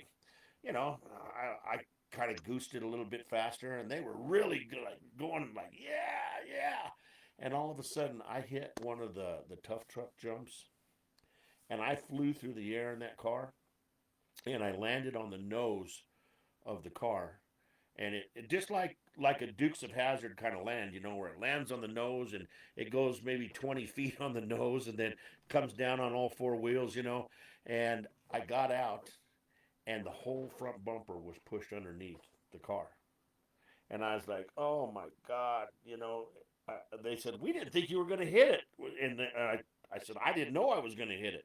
So I get out of the car, and one of the freestylers come over, and he's like, "Dude, I can fix that." And I said, "Dude, there's no way. I'm in so much trouble. I can." He goes, "No, dude, I can fix it." And that's about the time like everybody was using the Ridgemont High Fast Times at Ridgemont High. My dad has an ultimate tool collection of TV repair tools. I can fix that. And I remember telling him that. I said, "What does your dad have a ultimate repair TV repair tools?" And he goes, "No, dude, I can fix that." And I said, "Okay." I says, "You fix that, man, and I got $200 in my pocket that'll go to you."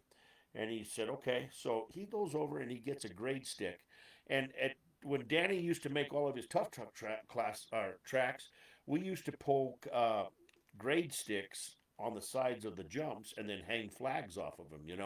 And so he goes over and gets one of those grade sticks, and he has the other guy, his partner, and they're taking the inner fender wells out, and he takes one of those grade sticks and looks at it, and he hits that grade stick on the inside of the bumper to push it out, and it just popped out like it just went like, and it shook, and it was fixed. There was no other damage, and they put the fender wells back in there and everything like that. And he's like, "There you go, dude. I fixed it." So I said, "All right, here, man. Here's the money." He goes, "I don't want your money, man." He says, "I knew you were in trouble." He said, and there was no paint damage. There was nothing on the car that was wrong. And then I stepped back and I looked and I said, "Oh shit!" I said, "One of those little brake vents to keep the front brakes cool." The grill's gone, it's missing, and I couldn't find it. So he goes over and he pokes the other one out with the thing. He goes, "Now it's perfect, man." He says, "It looks great."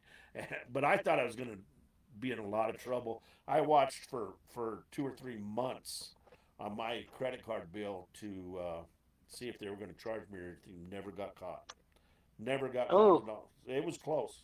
It was really close. It's man. scary, but what do you do? I know Oh, one thing. just You never lend the monster truck drivers your rent a car again. I know that.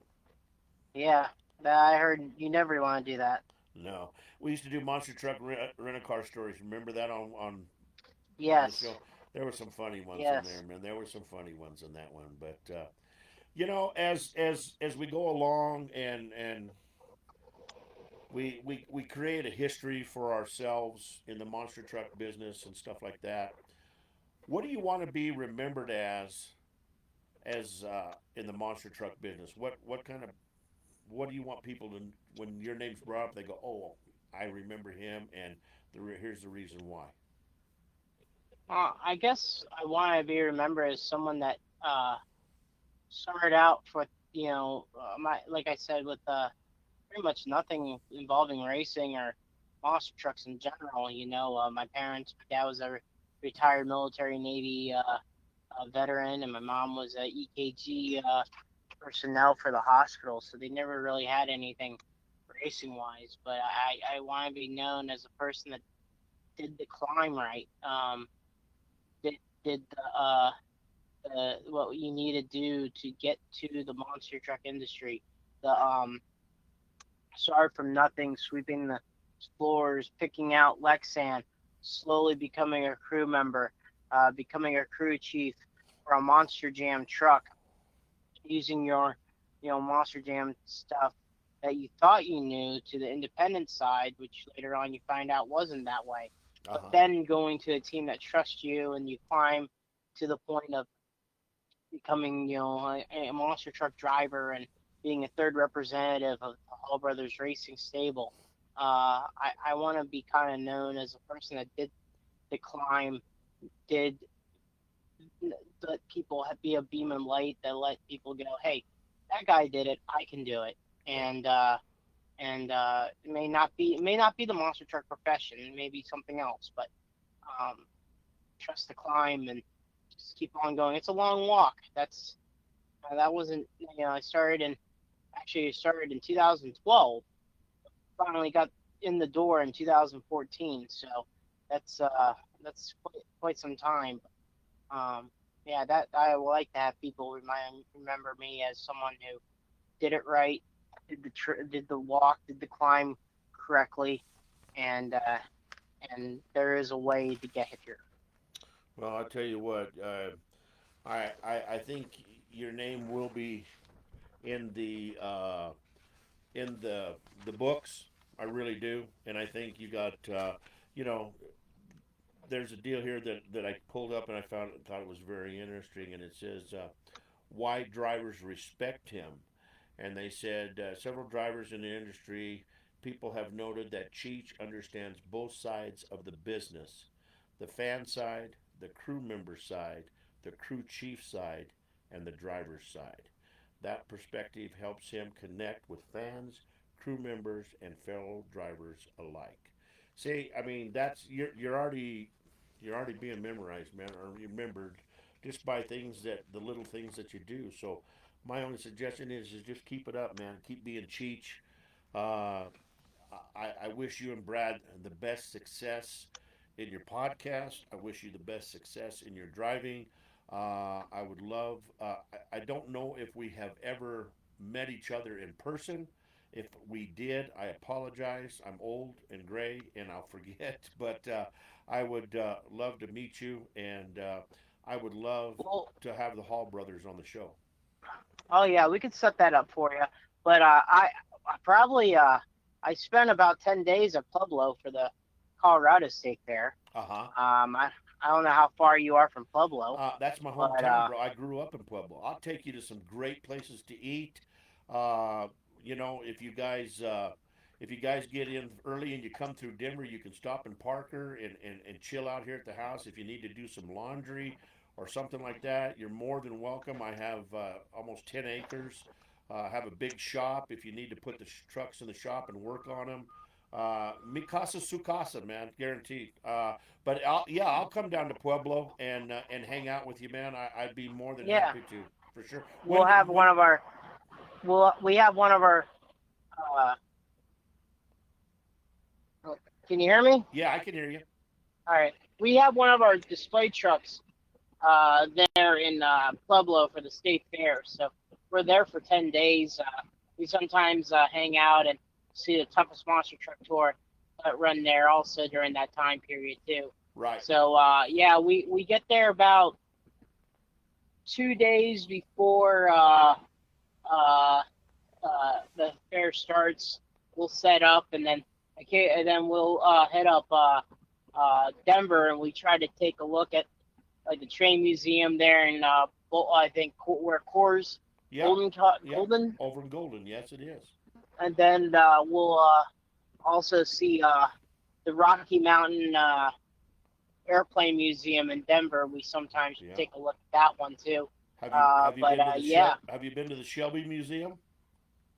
no, not yet. We heard about it and we'd like to go there. Well, dude, let's just come up and make. We'll just you guys can, if you guys can make it in time where you can come up here and you got a couple of days, uh, just stay here at the house or whatever, man, and we'll go check that stuff out, dude. I'll be more than happy to run you guys around, and we'll go check out some stuff, and I'll take you guys to get some good places to eat, especially in Pueblo, man. I got the connections back there. In fact, I just did my first car show 2 weeks ago in Pueblo, and big success, big success. So, I just look forward to meeting you, and let's keep in touch about Pueblo, okay? All right, we'll do. All right, Cheech, I can't wait to listen.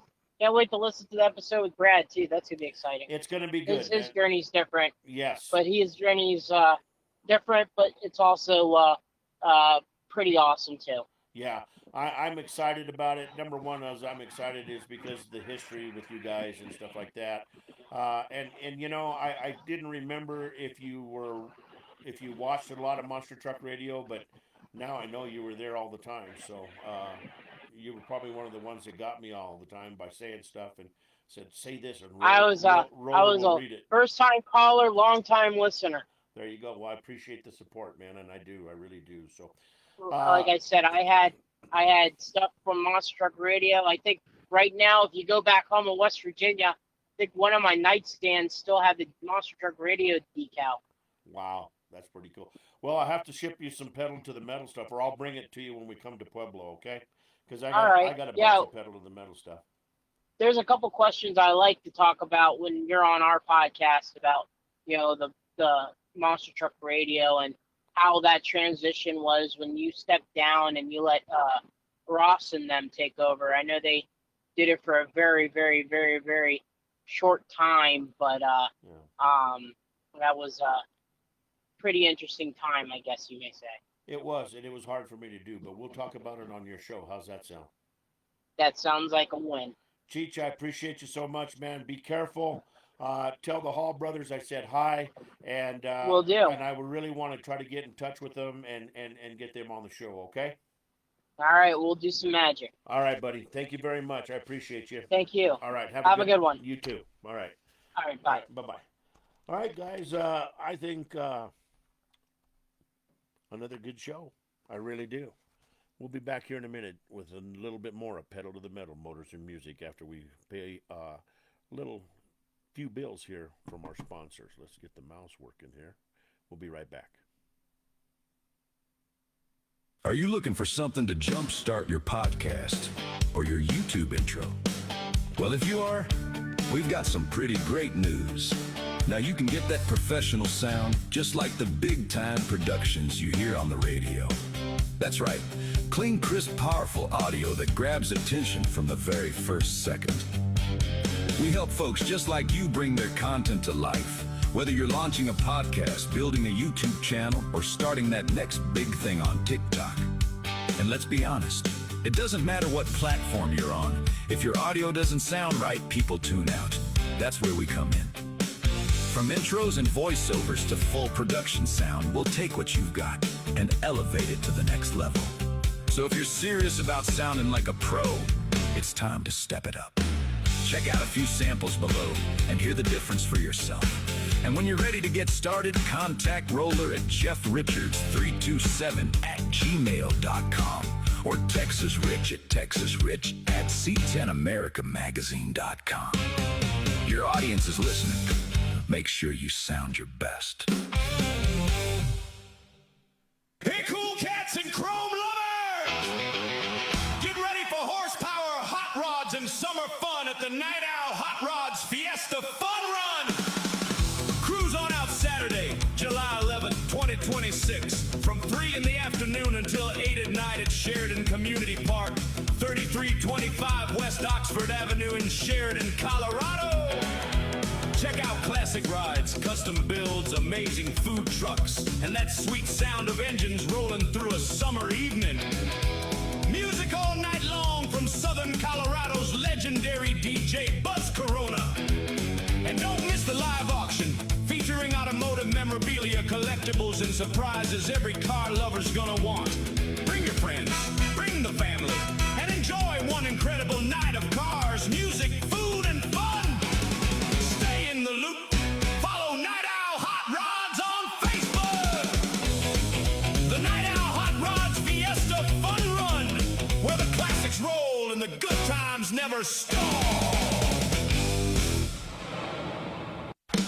Attention hot rodders, custom builders, truck fans, and motorcycle riders! Get ready for the White Buffalo Car Show coming to downtown Snyder, Texas on Saturday, October 3rd, 2026. Cruise into the heart of Snyder and enjoy a full day packed with classic cars, custom trucks, motorcycles, live music, great food, vendors, shopping around the square, and fun for the whole family. With 25 classes, awards, and even a furthest traveled award, there's something for every kind of ride. Registration is just $20, and all proceeds stay local to support area charities and community programs. And don't miss your chance to meet Texas Rich with C10 America during this huge downtown celebration. Plus, cruise into the Friday night meet and greet on October 2nd before the band starts rocking. So polish up that chrome, shine those wheels, and head to the White Buffalo Car Show in downtown Snyder, Texas!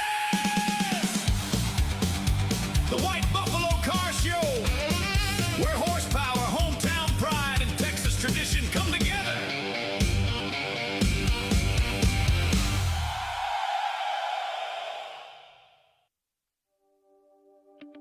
Looking for something unique? Something creative? Something that stands out from the crowd? Then it's time to check out Jesse Scott Crafts and Creation Studio. From custom creations and personalized gifts to one-of-a-kind artwork and handcrafted designs, Jesse Scott brings imagination to life with creativity that's truly endless. Whether you're looking for something special for your home, a gift for family or friends, or custom pieces made just for you, this is the place where ideas become reality. Visit the website today at www.jessescott.com. And while you're there, be sure to follow Jesse Scott Crafts and Creation Studio on Facebook to see the latest projects, designs, and custom creations. Need to talk directly? Give them a call at 715-721-5999. Jesse Scott Crafts and Creation Studio. What can we create for you today? The possibilities are endless. And now, we return to pedal to the metal. Motors and music. With your host, Roller.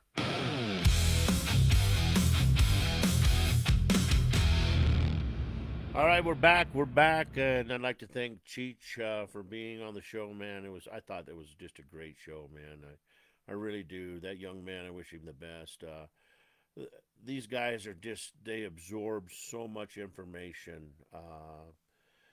about this business. They know so many people, and I guess I'm as an older monster truck guy, kind of jealous because they've got the contacts with these new upcoming stars, man, and love to get them on the show. I would love to talk to them, man, and let the world know their stories and stuff, what they're doing and different things like that. So, as y'all know, I'm a big Chevy fan, and of course, my first love is a 1960 Corvette, but I really, really love the 69 Camaro also, man. So it's kind of the love for the Corvette is greater because of the fact it was my grandpa's car. I grew up in the car, so I was around the car a lot more. But that 69 Camaro, I just love that body style. The 67, 68, they're okay. Don't get me wrong. That first gen car, those two first geners are fine. But that 69 being the only year, just a one-of-a-kind year and stuff, there's just something about the car that and I'm not the only one out there. There's a lot of collectors out there that love the 69 Camaro. So I created a song. It's called Born in 69, and it's about the 69 Camaro. We'll be right back here on Pedal to the Metal, Motors and Music.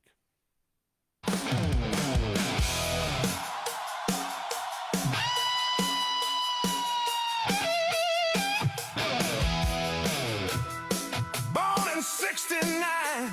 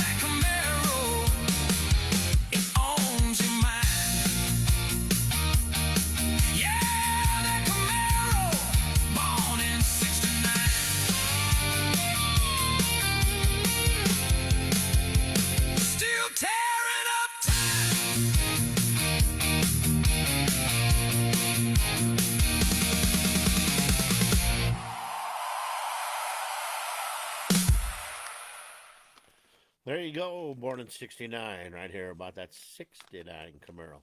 This next song up right here is about a man who was getting ready to get married, and his wife decided that she didn't like the C10 truck that he was driving, and finally gave him an ultimatum that said, hey, you either get rid of the C10 truck or you get rid of me.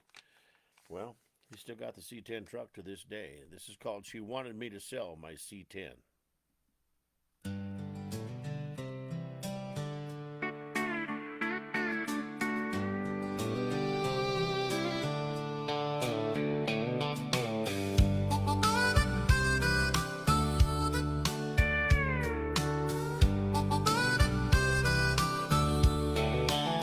I was packing up my life for a brand new start. A little white church and a hopeful heart. She said a man don't need all this old stuff around. All those dusty memories stacked on the ground. Old concert shirts and a fishing pole. A toolbox worn from 1,000 rolls. She smiled sweet, but her words cut in. Said a married man don't live like this. She wanted me to sell my C10. Said it didn't fit the life we were in. Said a man my age should grow up somehow. Leave that old truck in the past right now. But that old C10's been a faithful friend through every mile and every bend. So I told that girl with a steady grin, honey, I ain't selling my C10. She said that truck's just rust and steel, but it's more than that behind the wheel. First kiss parked by a county road. First paycheck when I drove it home. Every dent's got a story to tell. Every mile's like a ringing bell of nights with friends in a small town sky. That old truck's where my years rolled by. She wanted me to sell my C10. Said it didn't fit the life we were in. Said a man my age should grow up somehow. Leave that old truck in the past right now. But that old C10's been a faithful friend through every mile and every bend. So I told that girl with a steady grin, honey, I ain't selling my C10. And then one night she drew the final line, said that old truck or this love of mine. I stood there thinking a minute or two about the road and the life I knew. I might never see another C10 again, but I'd see that girl every day till the end. So I grabbed my keys and I shut that door. Said, darling, you can head on down the road. Well, I was driving down the road the other day when I saw them pulled over on that old highway. Her and her new man in that electric ride broke down their eyes looking at me in disbelief. So I pulled my old C10 off to the side, asked them both if they needed a ride. They just stood there staring at me while I laughed and drove off in my old C10. Well, I found me a prettier gal with blonde hair and a smile that lights up everywhere. of that small block roar, and that old bench seat, and a 3-speed floor. She said, keep that truck, don't ever let it go. That old C10's got a heart and soul. And every time that engine runs, I know I made the right move back then.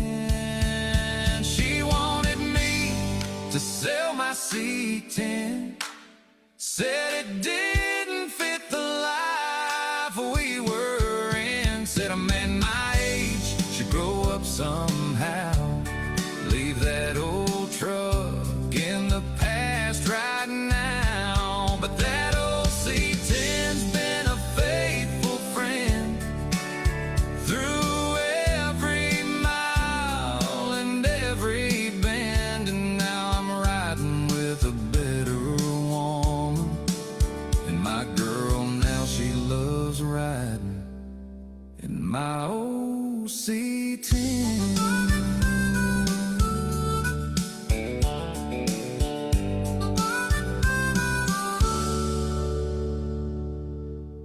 I guess a girl should be kind of careful making demands on a man that kind of has an old heartbeat for something that he's had around his whole life. You know what I mean? I don't know. I just don't know. I guess to each his own, and you live your life how you should want to live it, I guess. That's the best way I can tell you right there. Let's see here. What are we going to play? Let's do 2 more here. Let's go here. Got a lot of commercial spots here. I wish I could keep these off to the side someplace in a different folder, but I've tried and I can't do it here. All right, we're going to do a little country song right here, and it's called That Face. Basically, it's about an old man looking in the mirror and realizing that the person staring back at him was him. So this is called That Face. We'll be right back here on Pedal of the Metal, Motors and Music.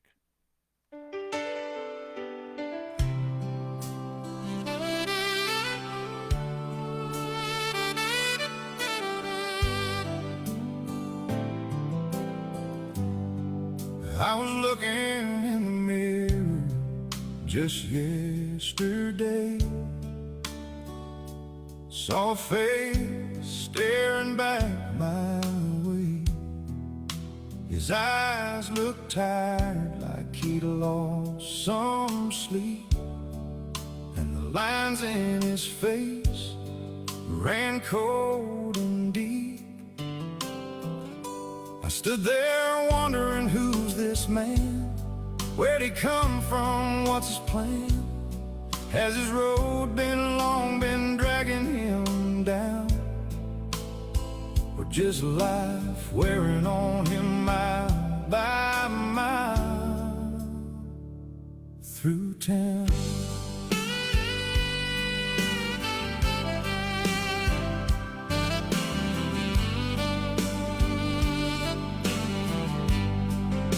His hair was thin, turned gray with time, like every year left its mark and sign. I figured he's got stories he don't tell, about long roads traveled and times that fell, about stadium lights and a crowd out loud, and the quiet nights when he ain't so proud, about family battles and hearts gone wrong, and the ones he's lost that still live in song. And I looked again, and it hit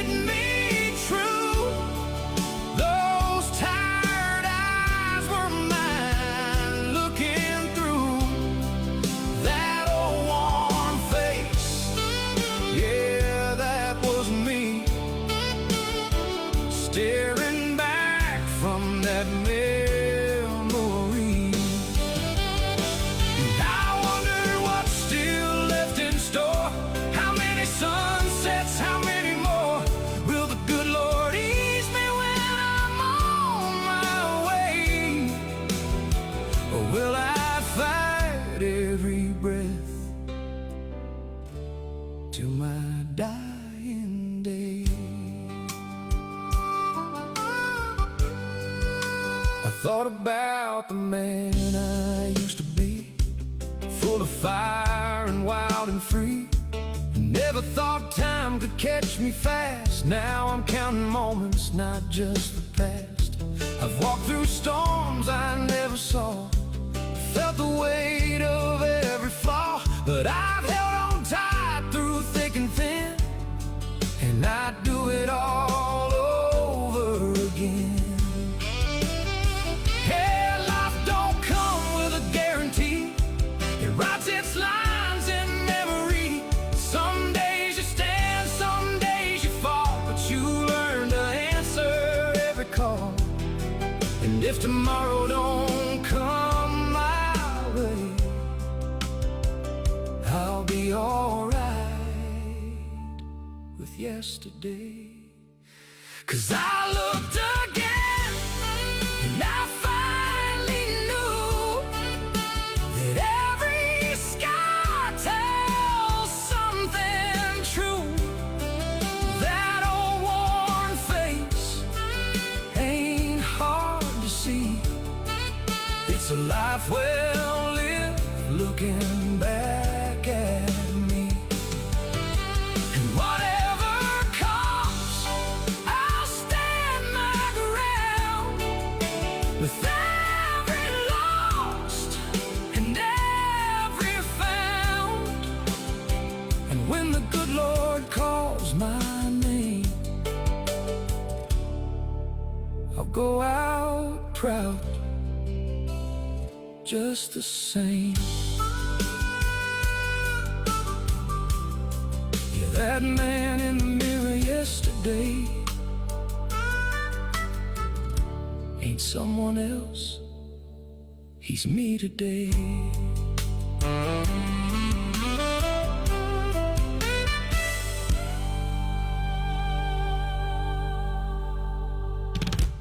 That face right here on Pedal to the Metal, Motors and Music. Guys, we'll be right back here after the final words from our sponsors. Folks, auction season is here. And when it comes time to sell your equipment, livestock, estate items, or complete farm dispersal, you need an auction company you can trust. That's where the Holsworth Auction Company comes in. Serving Colorado and surrounding communities with honest service, hard work, and hometown values.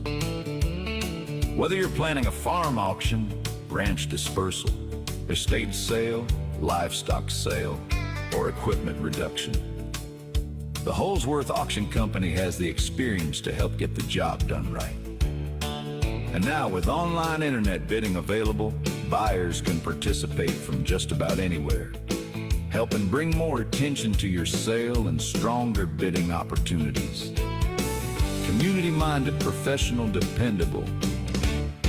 That's the Holsworth difference. Give Ken Holsworth a call today at 970-380-5305 or call John Clatworthy at 970-768-7500. Or visit them online at theholsworthauctioncompany.com. The Holsworth Auction Company, LLC, where integrity still matters.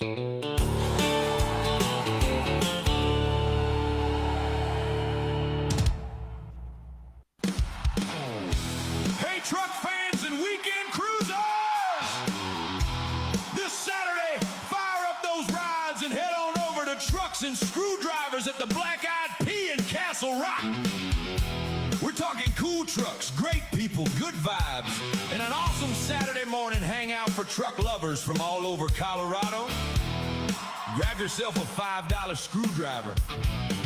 Dig into some incredible breakfast burritos, and participants get free giant cinnamon rolls. Bring your buddies, shine up that truck, and come spend the morning surrounded by horsepower, chrome, and good company. Trucks and Screwdrivers, this Saturday at the Black Eyed Castle Rock. Don't miss it.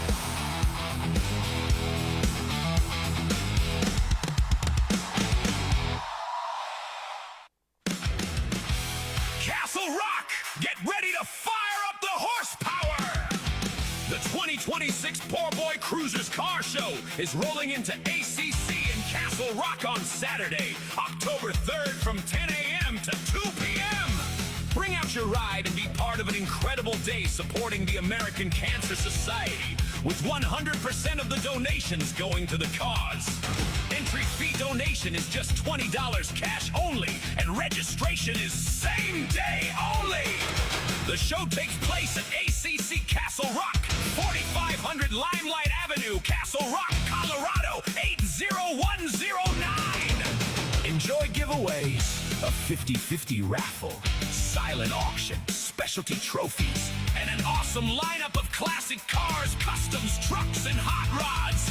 All makes and models are welcome. Don't miss the 2026 Poor Boy Cruisers Car Show in Castle Rock. Saturday, October 3rd, where chrome shines bright and horsepower helps make a difference.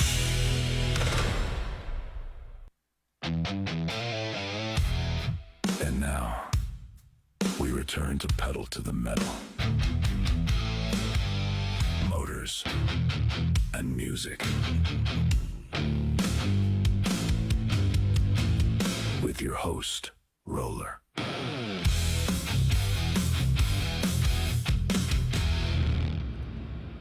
Well, I'll tell you what, I'll say it again, guys. I think tonight's show was an awesome show. I'd like to thank Cheech for being on the show tonight. I look forward to Bradley Shaw, the Monster Truck Canucker, on Sunday. I thank you guys for tuning in and listening. I hope you guys enjoyed the show. And I just want you guys to know that I love you all very much, and I couldn't do this without you. So thank you for your support. Thank you for being there every night. Carter, my cousin Debbie, thank you for always having the sponsors up there on the site so they can see them. And Debbie, thank you for telling me about get them bugs. I'll get them bugs. I promise you that right now. So this last song of the night, guys, we're going to go ahead and finish the night up, and it's called Daddy Please Stay. This is a song about a young man who was really, really down on life and didn't think that he had much to live for, and, you know, he was really contemplating whether he should do the unforgettable and you know, just end his life. And he was sitting in this room by himself, and his angel, I believe we all have a guardian angel that are over us, and some of us have met our guardian angels, like my buddy Texas Rich, his wife. She says she swears she met her guardian angel. And anyway, this guardian angel made this man's little girl appear that not even born yet. And the little angel was telling him, Daddy, please stay. I need you. Who's going to teach me how to walk? Who's going to teach me how to ride a bike? Who's going to take me to prom? You know, different things like that. So this is Daddy, Please Stay. Guys, we'll see you Sunday with Bradley Shaw on. And we'll talk to you. Look for us Saturday from the HBC car show. And we're going to have a good time there, man. So make sure you guys watch for some live video right there from Heritage. It's HEC.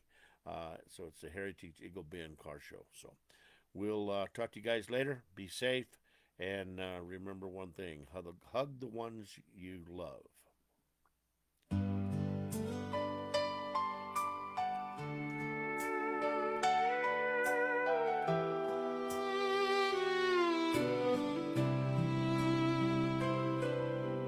Late night room and the TV glow, shadows long where the hurt don't go.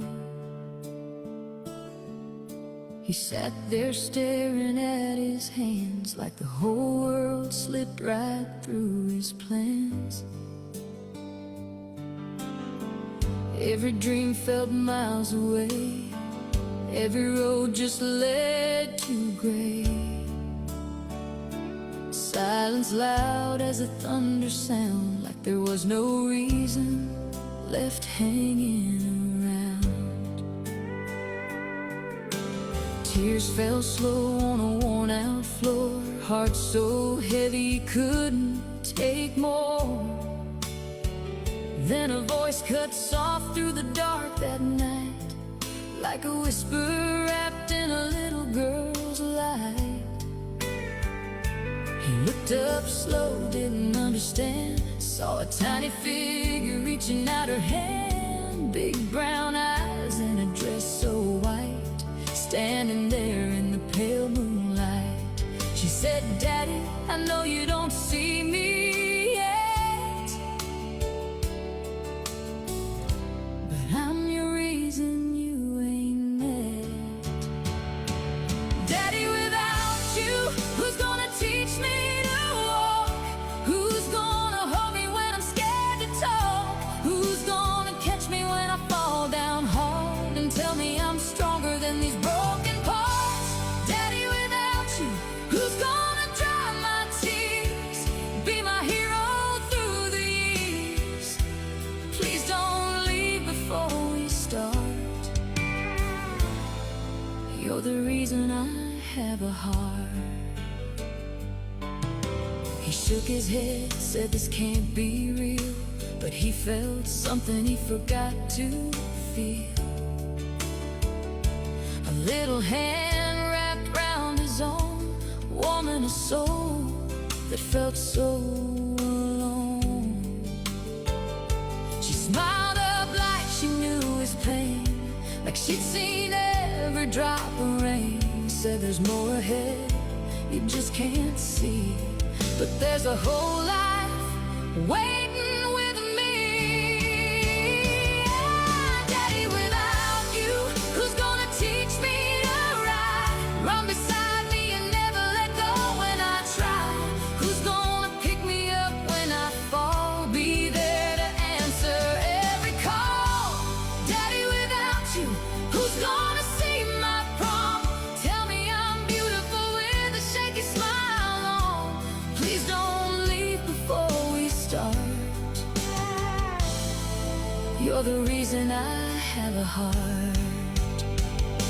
And when my world breaks for the very first time, when some boy don't see what you see in my eyes, who's gonna tell me I'll be alright and hold me close through that long night? And when I'm standing there in white someday, who's gonna give me away? Daddy, without you, who's gonna walk me that way? Stand beside me on my wedding day. Who's gonna cry but try to be strong? Tell me I've known love all along. Daddy, without you, I'd never be all the things you'll help me to be. Please don't go, just wait and see. One day you're gonna meet me. Morning light through a broken shade, he sat there breathing the choice he made. Tears still fell, but his heart knew why. Somewhere ahead was a little girl's life.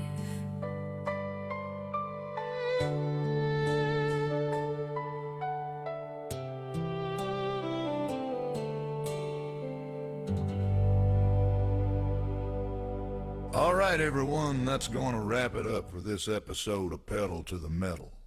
I want to send out a huge thank you to each and every one of you for tuning in and supporting the show. I also want to thank all of our amazing sponsors. You're the ones that help keep the wheels turning, and we truly appreciate you. Be sure to join us every Wednesday and Sunday. We kick things off with music at 6 p.m. each night, and the full show starts at 7 p.m. Mountain Standard Time. Until next time, keep the pedal down, heads high, and we'll see you at the next show.